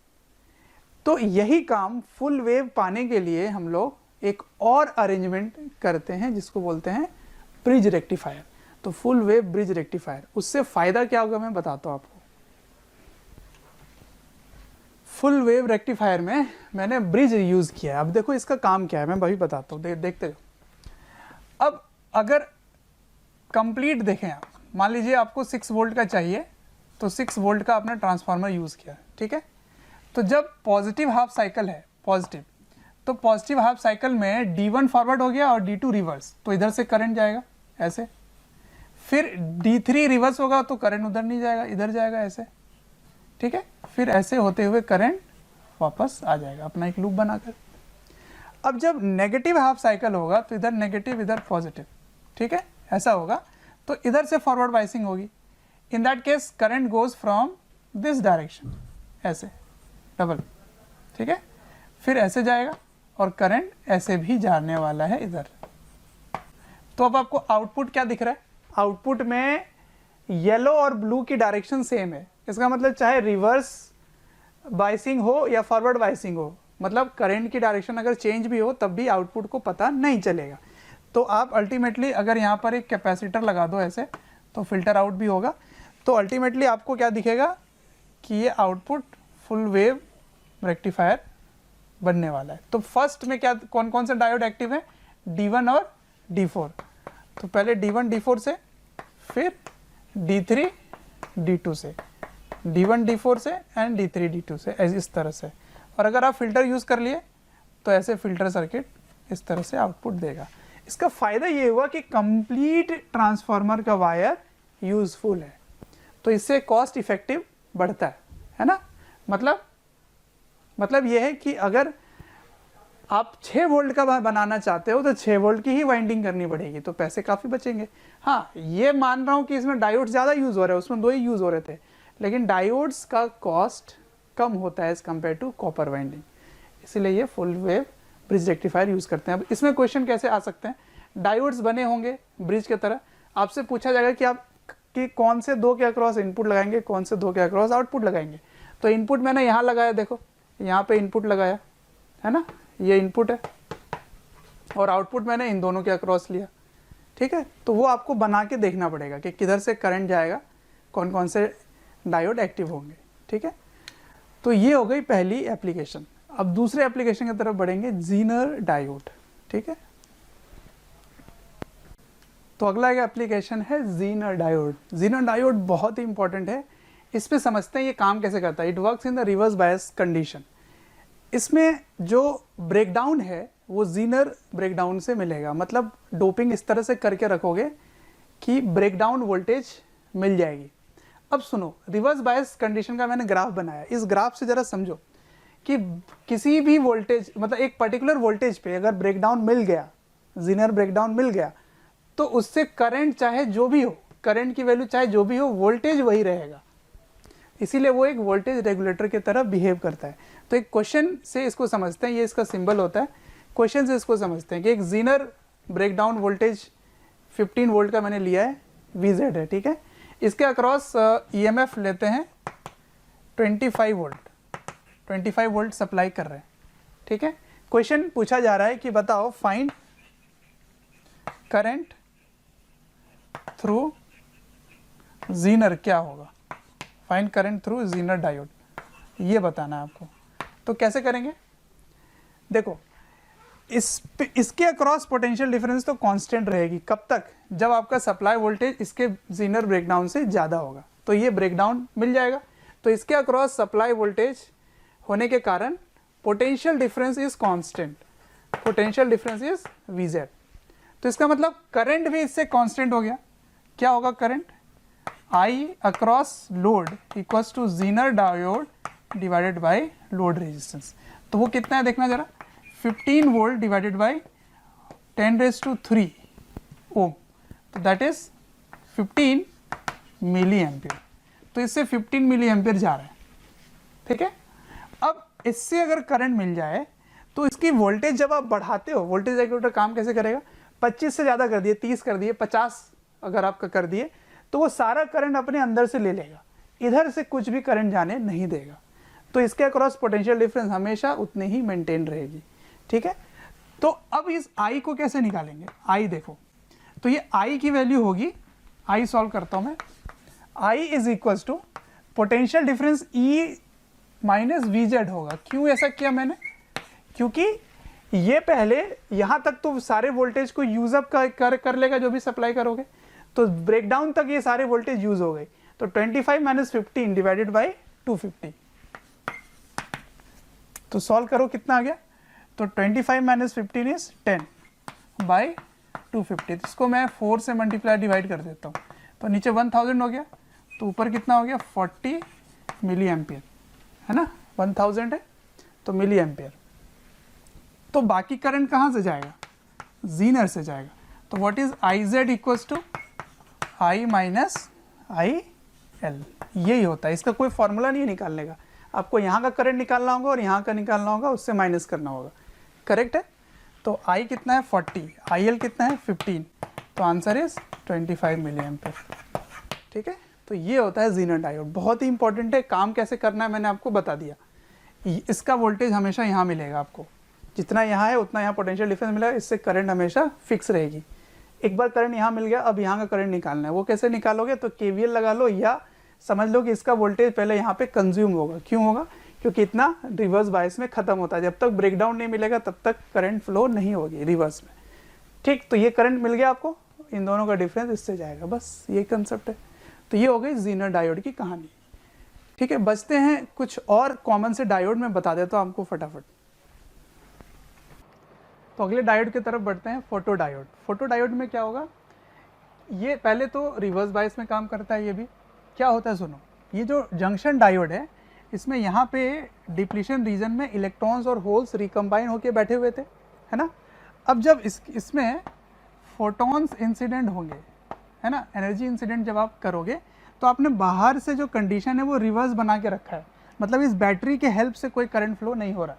अब जैसे आपने लाइट इसमें इंसिडेंट किया, तो यहाँ से होल्स और इलेक्ट्रॉन्स टूटकर अलग अलग जगह में चले जाएंगे, क्योंकि आपने इधर क्या बना रखा है नेगेटिव, इधर बना रखा है पॉजिटिव। तो पॉजिटिव वाले इलेक्ट्रॉन्स को खींचना शुरू करेंगे, और इलेक्ट्रॉन्स को खींचने से इलेक्ट्रॉन्स का मूवमेंट ऐसे शुरू हो जाएगा नीचे इलेक्ट्रॉन्स, तो करंट का मूवमेंट इधर से शुरू हो जाएगा करंट, ठीक है, और इधर ऐसे शुरू हो जाएगा कि होल्स का मूवमेंट इधर आने लगेगा, होल्स इधर आने लगेगा, है ना, होल्स, करेक्ट। तो करंट मिलेगी एकदम से हाई, पहले कोई करंट नहीं मिल रहा था, अब जैसे आपने लाइट इंसिडेंट किया तो करंट मिलने लग गया।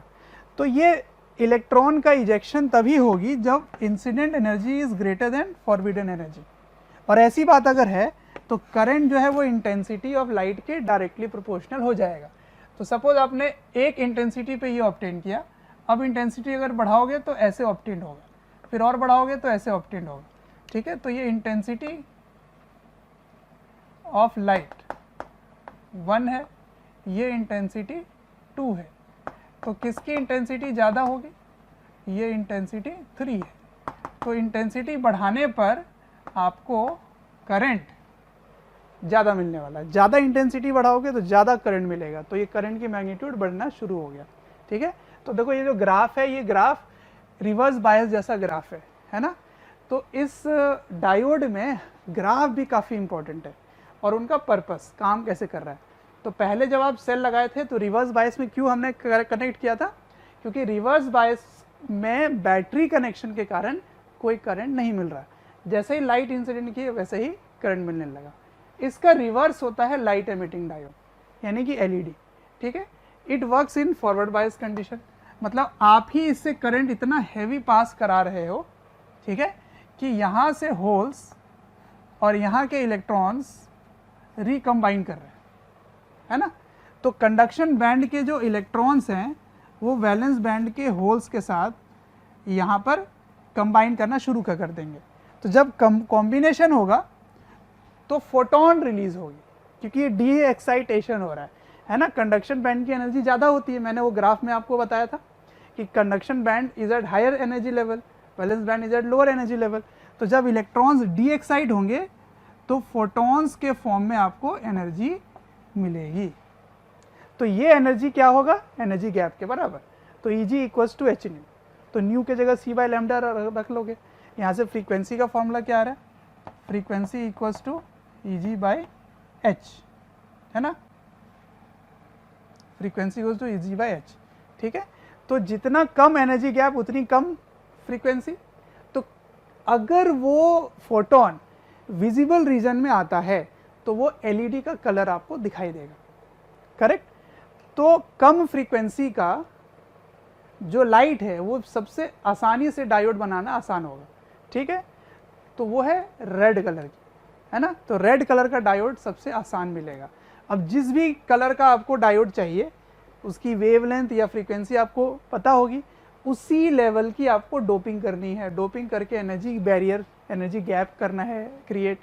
तो उसके अकॉर्डिंग आप एलईडी ऑब्टेन कर सकते हैं। तो blue colour, red colour, yellow colour, अलग अलग कलर के डायोड होते हैं। तो वो कलर कैसे आता है, कंडक्शन बैंड और वैलेंस बैंड के जो एनर्जी गैप है उसके अकॉर्डिंग जो फोटोन निकलेगा उससे बनेगा ये, ठीक है। तो ये थी कहानी एलईडी की और फोटोडायोड की। एक लास्ट है, वो है सोलर सेल, ठीक है। मैं वो बता देता हूँ और कंक्लूड करता हूँ इसको। Solar cell, solar cell basically photodiodes ही हैं जो अनबायस्ड हैं, photodiodes which are unbiased, many photodiodes, बहुत फोटोडायोड्स। तो काम कैसे होता है, जब इसमें सनलाइट पड़ रहा है या फोटॉन्स इसमें गिर रहे हैं तो कई सारे होल्स का फॉर्मेशन हो रहा है जो कि यहाँ पे एक्यूमुलेट होना शुरू हो गया, ठीक है।